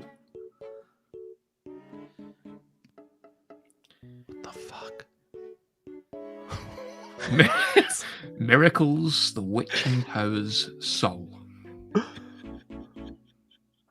I'm not going to get any of these this week. I'm not switched on at all. Miracles, plural. Yeah. Oh, John. Plural? Yep. I'm trying to remember the name. I think it starts with Marvels. So Marvels Midnight Suns. Yep. Suns. Yep. Okay. I didn't know that because Jesse's doing the review, right? Have you done the review yet? Did you do the review? Are you on not mute, yet. Jesse? Okay. I'm in the middle. Yeah, I knew you were playing. coughing. I knew you had a code. I'm in the middle of doing a text-only one. All right. Good. Number 4. Skywards on existence. Skyward's own existence. On existence. On existence. Skywards on existence. Skyward's on existence. Why are you doing those motions, Jesse? I don't know what that means. I wasn't looking. What motions? Oh my God! Yes, I just realised why he's doing the motions. I'm Nick, exasperated. high on life. Yes. High on life. Yeah. I should have got that. I'm like, why is Jesse going?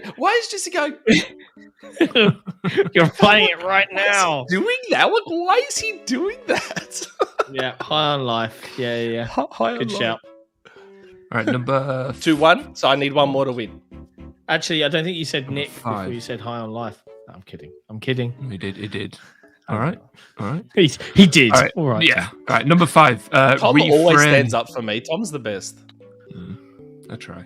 What? Refrain. That's it. One word. Refrain. Just Yep, one word. one word. Refrain. Game came out in December. Refrain. As in this December. No, Now. I'm not saying the year. Just it came out in the month of December. Yeah. Oh, John, Refrain. I reviewed this. Go ahead. Is it chorus? Yes, it is. I liked reckon he's that game. looking at the chat. I haven't even got the reckon YouTube he's open. looking at the I've chat. only got you and Vampire Survivors, if you must know, which I'm enjoying a lot. Have you guys been playing Vampire I'm only on my Survivors? laptop screen right now Oh, because this of my next one's internet pretty easy. situation. This next one's pretty easy. Dozen ticks. Doesn't John. what? Doesn't what? Ticks. 12 minutes. Yeah. Oh, ticks. I didn't hear the second word. Okay. It's my understanding of UK, a variety of accents. UK dialects Yeah. and accents. You know? No, I didn't hear the second word. Is what I'm saying. Oh, But that's fine. You win. 4-3. The 4-3. next one's also real easy. And All right. Computerized hoodlum score 77. What? Computerized hoodlum score 77. how? Okay, I'm just gonna say scores 20. There's no other way to say 20. So yeah, okay. A score is 20. And, Oh, it's so easy. Nick. Yeah. Cyberpunk 2077. yeah. fair. Yeah. Fair. All right. Next one is Righteous Idol 4. Righteous Idol 4. Righteous Idol 4. Idol is in IDOL. Ideal. Ideal. Righteous ideal. Ah, sorry. Righteous Not Northern Ideal accent. 4. Sorry. Righteous. Righteous Ideal 4. Righteous Hell. ideal.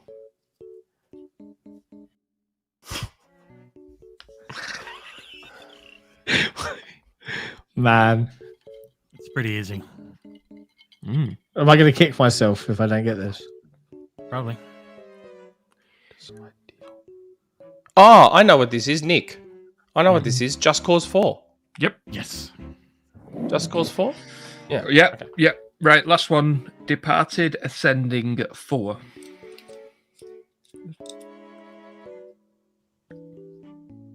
Departed. John. Yep. Dead Rising 4. Yep. Yeah. Just as I thought of it, he said John. Yeah. Feels good. Well played. 4-3. So there's 2 more. Wait, what's the date? Because the last Today's the 10th. one is the Christmas one. Yeah, the 11th. So we have. Yeah, we have 2 more. So God, we could end on a draw. Eventually. Oh, Then could the we? Friends quiz on New Year's can be the tiebreaker.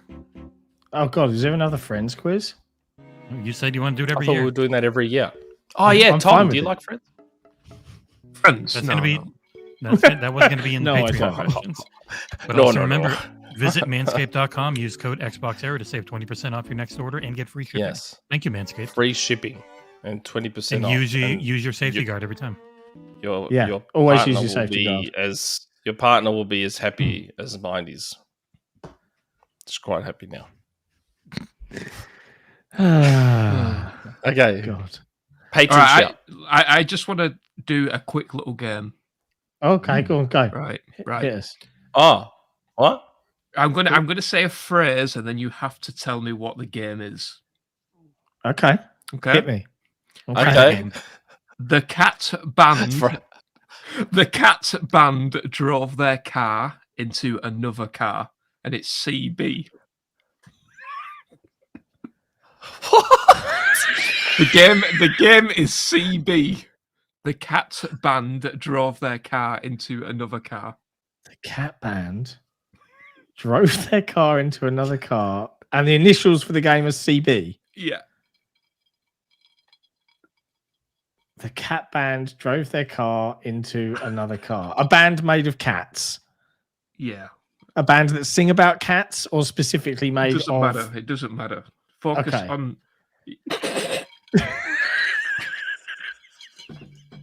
The cat band drove their car into you guys another lost them? car. No, we can still see you and hear you. The cat band drove their car. I don't know. It's Crash Bandicoot. Oh Crash my band God. Did drove you guys lose me for car. a sec just then? No, we saw you. Oh, Yeah, okay. sorry, yeah. Crash Bandicoot. The chat got it. Did they? That's good. Okay. Oh, yeah. I can open chat again now. Is Is this Tom? Look Nick? at Tom. Did you just do a little experiment for your own game, for your own podcast? Then He's You going to might come have, up with might a have. phrase Yeah, again. This was the pilot, yeah. the pilot. Yeah, that was. So is that a Tom play on just words? gone So with his own crash, thing. a cat, but like Yeah, I'm trying to- they crash the car into another car, and it's a cat band, and cats are cute. Crash Bandicoot. Oh my God.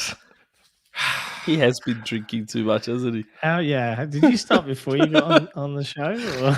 Yeah, I might have, yeah. But yeah. Oh God. Oh, my Lord. God. that's the But only see, one I had. that's how great Name a Game is. It inspired Tom Henderson, who didn't even want to be involved, to then start his own thing.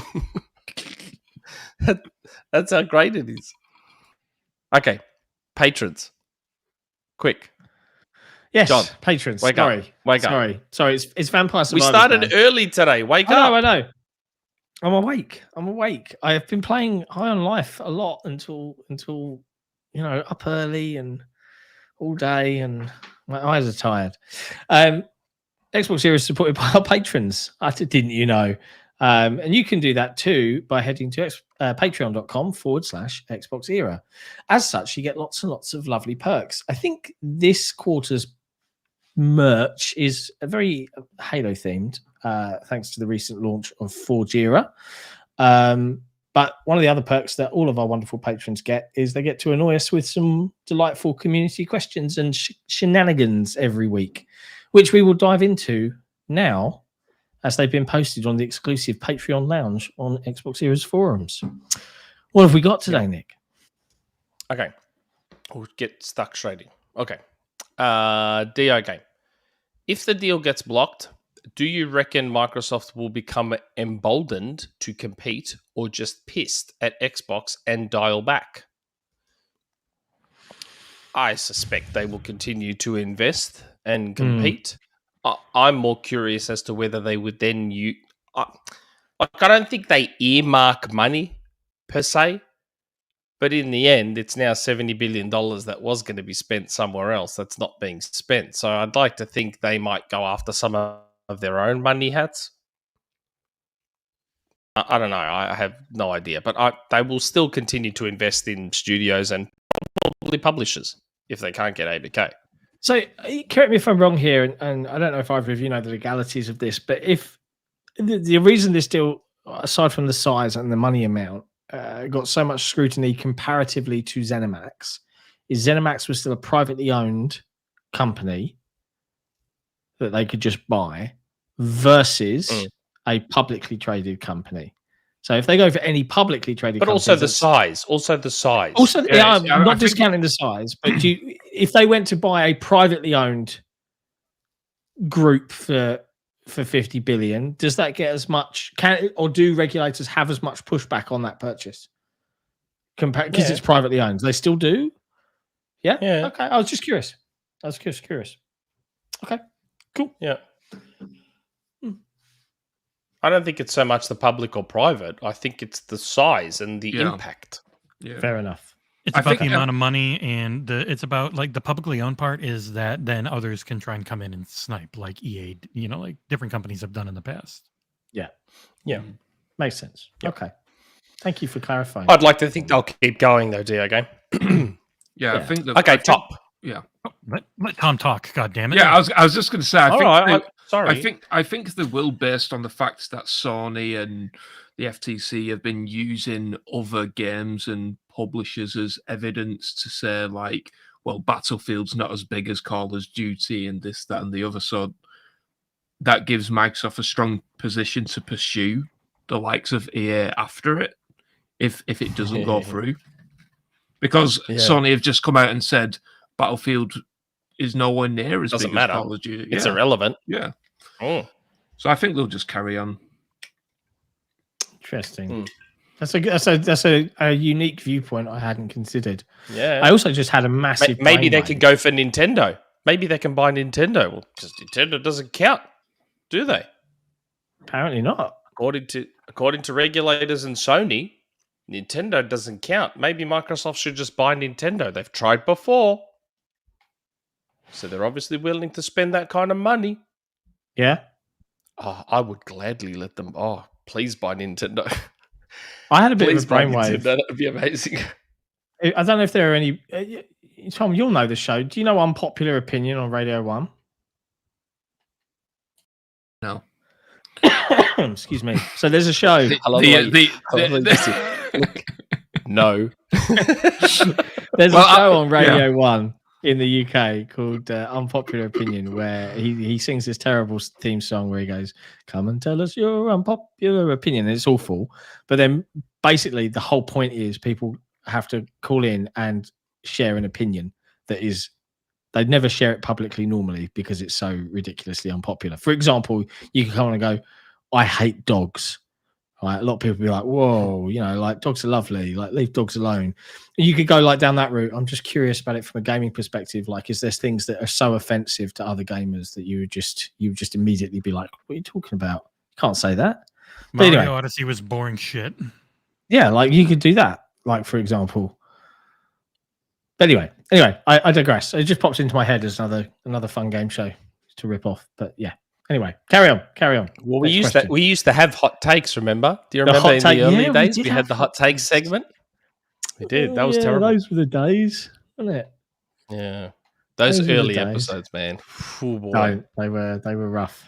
They were rough times. Real bad. Everyone. Okay. Topp. Evening panel. What's the coolest rumor you've heard that came true, but you decided not to report on it? P.S. I cannot believe they shadow dropped Fable. It's got to be Skull and Bones I've stuff. heard that came true, but decided not to report on it. Well, that's not a rumor. We received a massive document that detailed everything about Skull and Bones, and we couldn't report on it because my source said we couldn't, because the dude's name that leaked it, his name was all over the document. So we couldn't do anything about it, and we just had to sit on it. I think I read out like some of the details from it at some point. I can't remember, but like that wasn't a rumor that came true. That was literally a document. Yeah.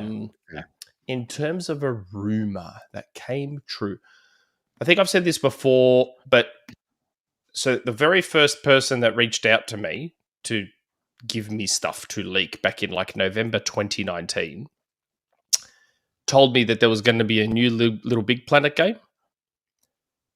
And I was cool. Can I leak that? They're like, not yet. I'm like, oh, okay. And then like months went by and I kept asking, like, so this wasn't me deciding not to report on it. This was me not being able to. And then eventually Sackboy was announced not that long after. Yeah. But there's been plenty of those ones. I'm trying to think what others there were. Oh, there's been so many. But that Little Big Planet one was, which turned out to be Sackboy. That's the one that immediately comes to mind. Tom? You? I think I mentioned it briefly on Twitter, but maybe the EA Iron Man game.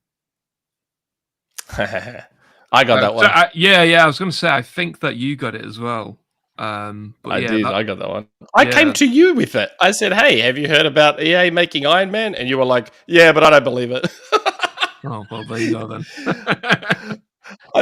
I said at the time, okay, Tom, I've been told by someone that like EA is making an Iron Man game. Have you heard anything? And Tom's like, yeah, I've heard that too, but I really don't believe it.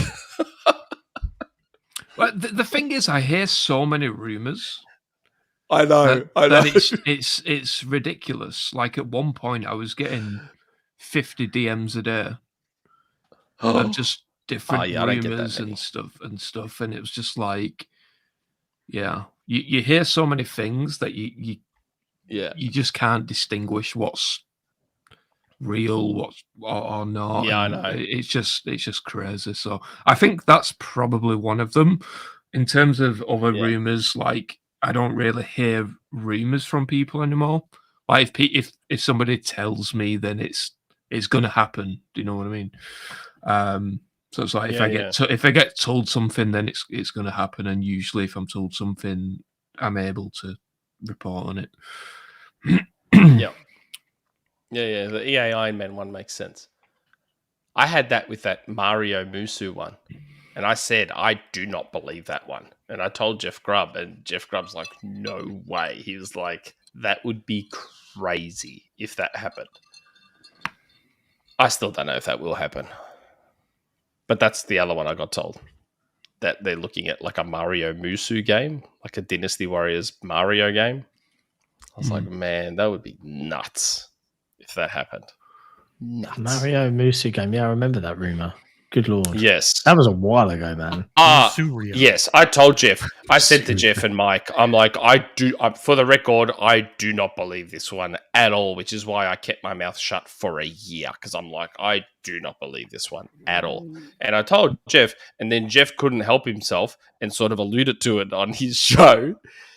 And then he was like, I heard something so ridiculous. He's like, I heard something so crazy. He's like, and then Rebecca and was it Rebecca? I can't remember if her name was Rebecca or not. And Mike are like, put it in the chat. And then you see Jeff like typing it in the chat, and then they see it, and they're like, oh my god, that's nuts! Oh my god, what is Jeff doing? I told him not to say anything. It's a silly rumor. Anyway, we'll have Jeff Grubb on in a few weeks. Christmas. Okay. Yes, Christmas episode. Hytham G. watched the Game of the Year awards. It was cool, but the reveals of the games and other stuff that was there were pretty interesting. And I called it about Elden Ring being Game of the Year. Yes, and I gave you a shout, Hytham, by the way. But I'm just going to say is this. Last year, my games of the year were both Metroid Dread and Halo Infinite. So yes, these two are my best games of 2021, since they're pretty cool games that has space robots that kills aliens and don't afraid of anything. I get that. But for you guys, what do you think of the event? I thought Game Awards was fine. It had its, oh my God, how amazing was the Bill Clinton kid? I've heard about this. So this kid just storms the stage during Elden Ring's presentation, right? And just stands there. He just snuck up. He just snuck up. And you see him walking down the aisle and the developers are walking up from that angle. He's walking down the aisle. He's just standing up there and I'm looking at him. And I'm like, who's this kid? And then he just gets onto the mic and I'm going to Jesse, who's this kid, man? Who is he? And he's like, I would just like to nominate this award to my, what did he say? My Reformed Orthodox Rabbi, Bill Clinton. Yeah. What does that mean? He seems to be a white nationalist. Oh, okay. He milk-chucked real fast. I don't know. No, people are saying that, but I don't know. I'm hearing today now. Now I'm seeing that apparently wasn't true. Yeah, because he looks a lot like that kid. He looks very similar to that kid that was on InfoWars. So you never know. Yeah, apparently I heard, because that's what I heard at the start, that he was on InfoWars, this, that, the other. And then apparently today they're like, no, he's not any of those things. So I'm like, you can't always believe the internet. But I just thought that was nuts. Thought that was nuts. The issue for me was how on earth did a kid get up on stage? Yeah. He clearly wasn't a journalist or in the industry. How did that happen? Like the security must have been awful. Somebody getting on stage, especially in America in these times, with a long black coat. You know, it was frightening, to be honest. But the thing is, not only did he get up there, he was up there for ages. Like, so you're telling me that all these people could see this kid, including Jeff Keighley. No one wondered who he was. There was no security guard that just quietly went up behind him, whispered in his ear saying, get the fuck off the stage before I take you out. And just quietly walked him off. Oh my God. Like, seriously, what if he had like a gun or a knife on him? Yeah, exactly. Yeah.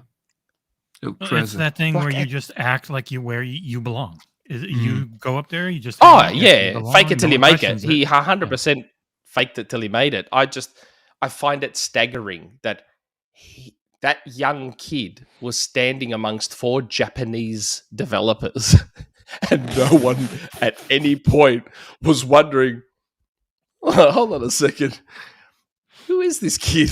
Like, oh my God, we were wondering it. Like it's... I knew it when I saw Jeff's face after he made the Bill Clinton comment, and I'm like, I don't think that kid was supposed to be there, man. Like, look at Jeff's face. He's not happy about this. That was so funny. I kept thinking about it for the rest of the day, and I couldn't stop laughing.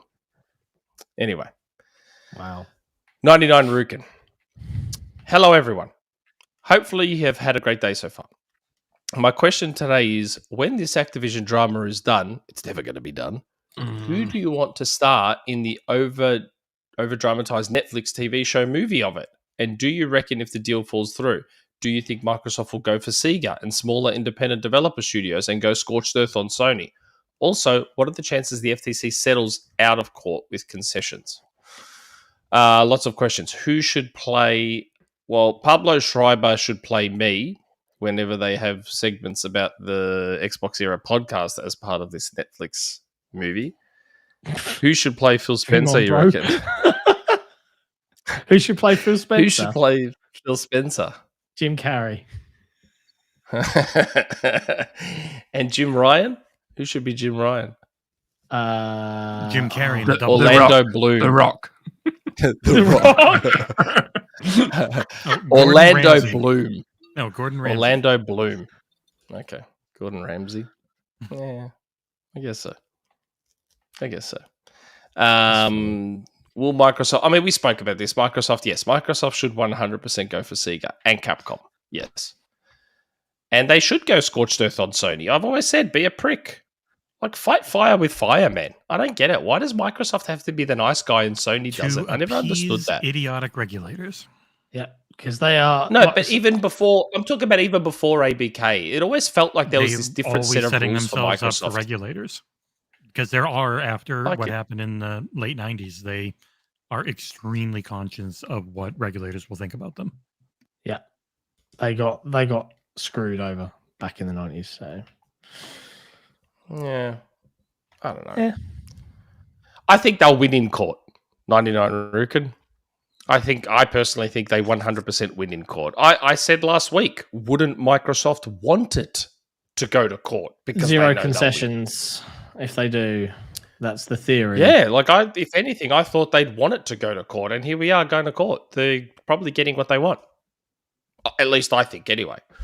Guess we'll see. So for all you Twitter fanboys that I'm sure are going to try and clip this and shit, if you watched last week, I said Microsoft would probably want it to go to court.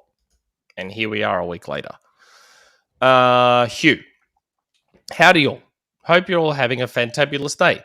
Just wondering what your thoughts are on the new rumoured Xbox controller with an LCD screen. Do you think it will have any other new features? We forgot about this. Well, no, I think we left it. An Xbox controller. We left it because I didn't even put it in the notes, did I? I don't even think. No, you didn't. But we knew it was in the community questions, right? So, but is that a screen though? Like, does the patent say it's a screen or is it a touchpad? Don't know.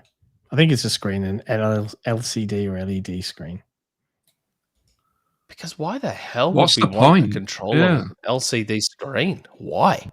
It can show your health stats, so you can look off the screen and yeah, but I know I'm being facetious. Like, it's a stupid idea. We had the Wii U. We already had the Wii U, and that was a big screen, which is a bit more useful. First one was the VMU. Dreamcast. Yeah, it was just the Dreamcast. Pick your Madden plays, no one could see. Yeah, that's right. But that's about it. I don't think that's relevant now. Like, okay, maybe you have your health in Fortnite on there or your ammo. Like, what if it's why would you look away? You never look down at your controller when you're playing. No, you don't. Never. And that's what makes me think, are we sure that's not a touchpad? Yeah, unless there's like mini games that you can play. What on if it's a cloud device? With a tiny little screen that you can't see. It squeezes the game down into that. The controller comes with a pair of glasses that zoom in for you. Oh, God. Yeah. That's why I asked, are we sure that that's a screen and not a touchpad? Because I could see Microsoft doing a new controller with a touchpad and haptics. I don't know, man. I could see that for sure. Because if you think about it, if they put a touchpad on their controller, it's better for PC compatibility, gives them an extra button. I actually quite like, I don't like the size of the touchpad on the DualSense, but I like that the touchpad is there. I use it quite a bit. Good for input. If Microsoft use it for input, I wouldn't mind a touchpad, but the screen just seems useless. Yeah, totally.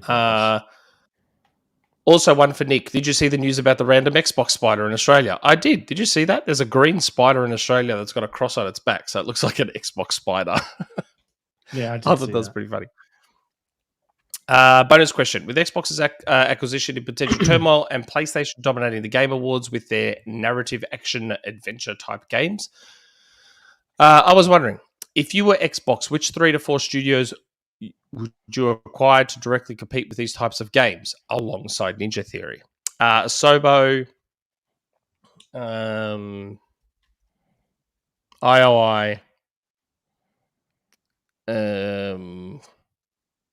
who else? Who owns Squanch Games? Who was Squanch again? I dealt directly with them I don't think anyone owns them. They're publishing it. They're their own thing. Wow, good for them. I off the top of my head, I'd go with Sobo and IOI. Off the top of my head. But yeah. I'm sorry, I could not think of 3 or 4. Yeah. Who do you reckon, Tom? Haven't heard from you in a while, Tom. No, I don't, Stop I drinking. don't know. I don't know. We're at No Tom's idea. time limit. We're at Tom's time limit. We need to get him. We need to get him to bed before he Next finishes question. that bottle of whiskey. There's only 2 questions left. Good old Collingwood. Hello, John, Nick, and Jesse, and welcome, Tom. Tom, both you and Nick, and Jess Corden, trade on your notoriety on posting leaks and verified rumors, unlike those anonymous posters on Reddit and 4chan who post letters to Santa. People are always looking to find out new details about upcoming games, even if the publishers are reticent to give them. So, why do you think people are clamoring for these leaks and rumors? Why are we so quick to jump on any shred of news, no matter the veracity of the source? Isn't it enough for the game publishers to post their stories on new games and game progress when they are good and ready? Also, Tom, are you a Friends lover or a Friends hater? He does not like Friends. Tom does not like Friends. No. Why? People want to know. People want to know what's going on. Why we leak? No, why are people so desperate for leaks? Oh, right. Okay. I think it's just... I think these days that people... The developers and publishers take too long to announce details and stuff like that. Now we're in the kind of era where games are being announced 4 to 5 years in advance, just for recruitment purposes and stuff like that. And people just want to know what's going on. Like I said at the beginning, we're in the era, a generation where people want information. And I think that information that comes from the like of me, Jez, maybe not Nick, but information that comes from us guys. He always sticks up for me. Those words coming back to haunt him. But there's more weight from information that comes from us rather than a random Reddit leak and stuff like that. Because I've always thought, why would you just go to Reddit or 4chan to leak something? Why would you not just go to somebody else? Yeah. Well, go to the likes of me or Jez or whoever who can corroborate the information. Jeff Grubb's another one. Why would you not go to those people? I can hear the smile in his voice. Instead of just the smile in his voice, posting an unverified rumor. Yeah, why would you go to someone lesser than you? Jeff yeah, Grubb, exactly. Jez? Yeah, I get it. I'll tell you why. Because they told me why, and it's because they don't want to cop the shit that I cop on Reddit and Twitter. That's why. That is why. That doesn't sound true to me. Sounds like someone's sparing someone else's feelings a little bit to me, Tom. I don't know about you. That is literally the reason I was given. I asked them myself. I was like, why don't you just do this? Why would you give it to me for? Like, why don't you do it? Why don't you just become the leaker? And they're like, because the shit you're going to cop when something changes or doesn't pan out or whatever, I don't want to deal with that. You can deal with that. And me, like an idiot, I was like, okay. That's fine. Having no concept of what it's actually like. That's the only answer I can give to that one. Now you know. Final question. Now I know. Final question. Jesse, brother. Happiest of weekends, boys. I just woke up. Is Christopher Judge's acceptance speech still going? Oh my God. That did not end. That was 9 horrible. minutes long. 9 minutes. Oh my God. 9 minutes? It killed all the pacing. They tried playing him off and he just used it to like amplify his talking. My God. I'm like, God. Dude, you did not win a humanitarian award. You won Best Actor in a video game. Just take your little statue and keep on walking, dude. Like, seriously. Like, oh my God. The way he was going on, you would have thought he won the Nobel Peace Prize. Keep reading. In medicine. Trav agrees with you.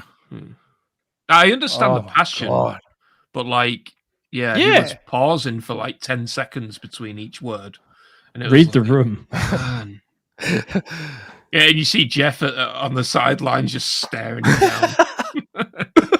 Poor Al Pacino was about to die giving away Steam Decks. Yeah, Al Pacino. Stop like giving away falling so over. many. Oh my god, Pacino, man, holy crap! Look, I get it, dude. This is your moment, but that shit was beyond self-indulgent. And you talk about how cool it was to meet Al Pacino. You nearly killed the man, leaving him standing there until like half past freaking forever. He's 82 years old. No question this week. Just wanted to say, Nick, you were right about art style. Replaced looks tremendous. That said, I'm very excited for the incoming Witcher 3. Yeah. Oh, stunning. Stunning. That said, I'm very excited for the incoming Witcher 3 next-gen patch. Been wanting an excuse to replay that incredible game. And in my post-stroke state, temporarily having my Series X at my sister's place with my lair having a much bigger and higher resolution screen than my apartment, this already gorgeous game should look amazing. Cheers all. Yeah, like same with Hellboy. Hellboy's art style games like that just age better. They just age better. They'll look good forever. No disagreement. No lie detected. Oh, it was. Was that the last question? That was it. Boom. That was there the you last go. question. 7 minutes past your cut-off time, Tom. But hopefully that's okay, and no one's glaring at you from the sidelines. He'll be all right. Like Christopher Judge. All right. Just sitting there like, why won't Nick stop speaking? You should get Chris Judge on the show. That'll be a long 8-hour podcast. Oh my god! But hey, seriously. Another week as 2022 draws to a close. We're nearly there, and then the whole thing begins again. I don't think there's much more else to say. Big thank you to the chat for hanging out. Big thank you to Tom for jumping on and thanks hanging very with us much for an evening. Jumping on. I know it's a big deal. You Giving up some Saturday night is not always the one for a lot of people, so we appreciate it. Do you want to just tell people where they can find you and your latest and greatest? Yeah. No. Yeah. It's _Tom_Henderson_ on Twitter. And yeah, that's pretty much it. And Insider Gaming. What about your website, dude? Insider-gaming.com. Lovely. Yeah. Superb. You know that Insider Gaming Twitter account? I'm one of the only accounts that account follows. Is it really? Yeah, well, you bribed me, man. Wow. Desperate for validation. Desperate for validation. Validate me, senpai. Guilt tripped me so bad. Just like my missus has just then, like 8 minutes later, just tapping her watch. Right. Well, look. Let's. Did your missus listen to the Manscaped advert, Tom? I'll show her after. Yeah, just nod at the. It's Christmas coming soon. She might want that. Anyway, right. Let's call it there. Thank you, everybody. XboxEra for 20% off your Christmas present. Yeah, we'll do free shipping. Oh dear. Free shipping. Please, someone say ciao for now and hit the button. Thanks, chat. We'll see you next week. Ciao for now. Guys. Thank you. Podcast is powered by Control. Control is a meal replacement and functional foods business whose mission is to improve the lifestyles of gamers and content creators by making them healthier. Their meal replacement shakes and meal on the go bars are the best tasting products in their category while also giving you all the protein, vitamins, minerals, and other nutrients you need to keep you going. Check out drinkcontrol.com and try out the sample kits to see what all the hype is about.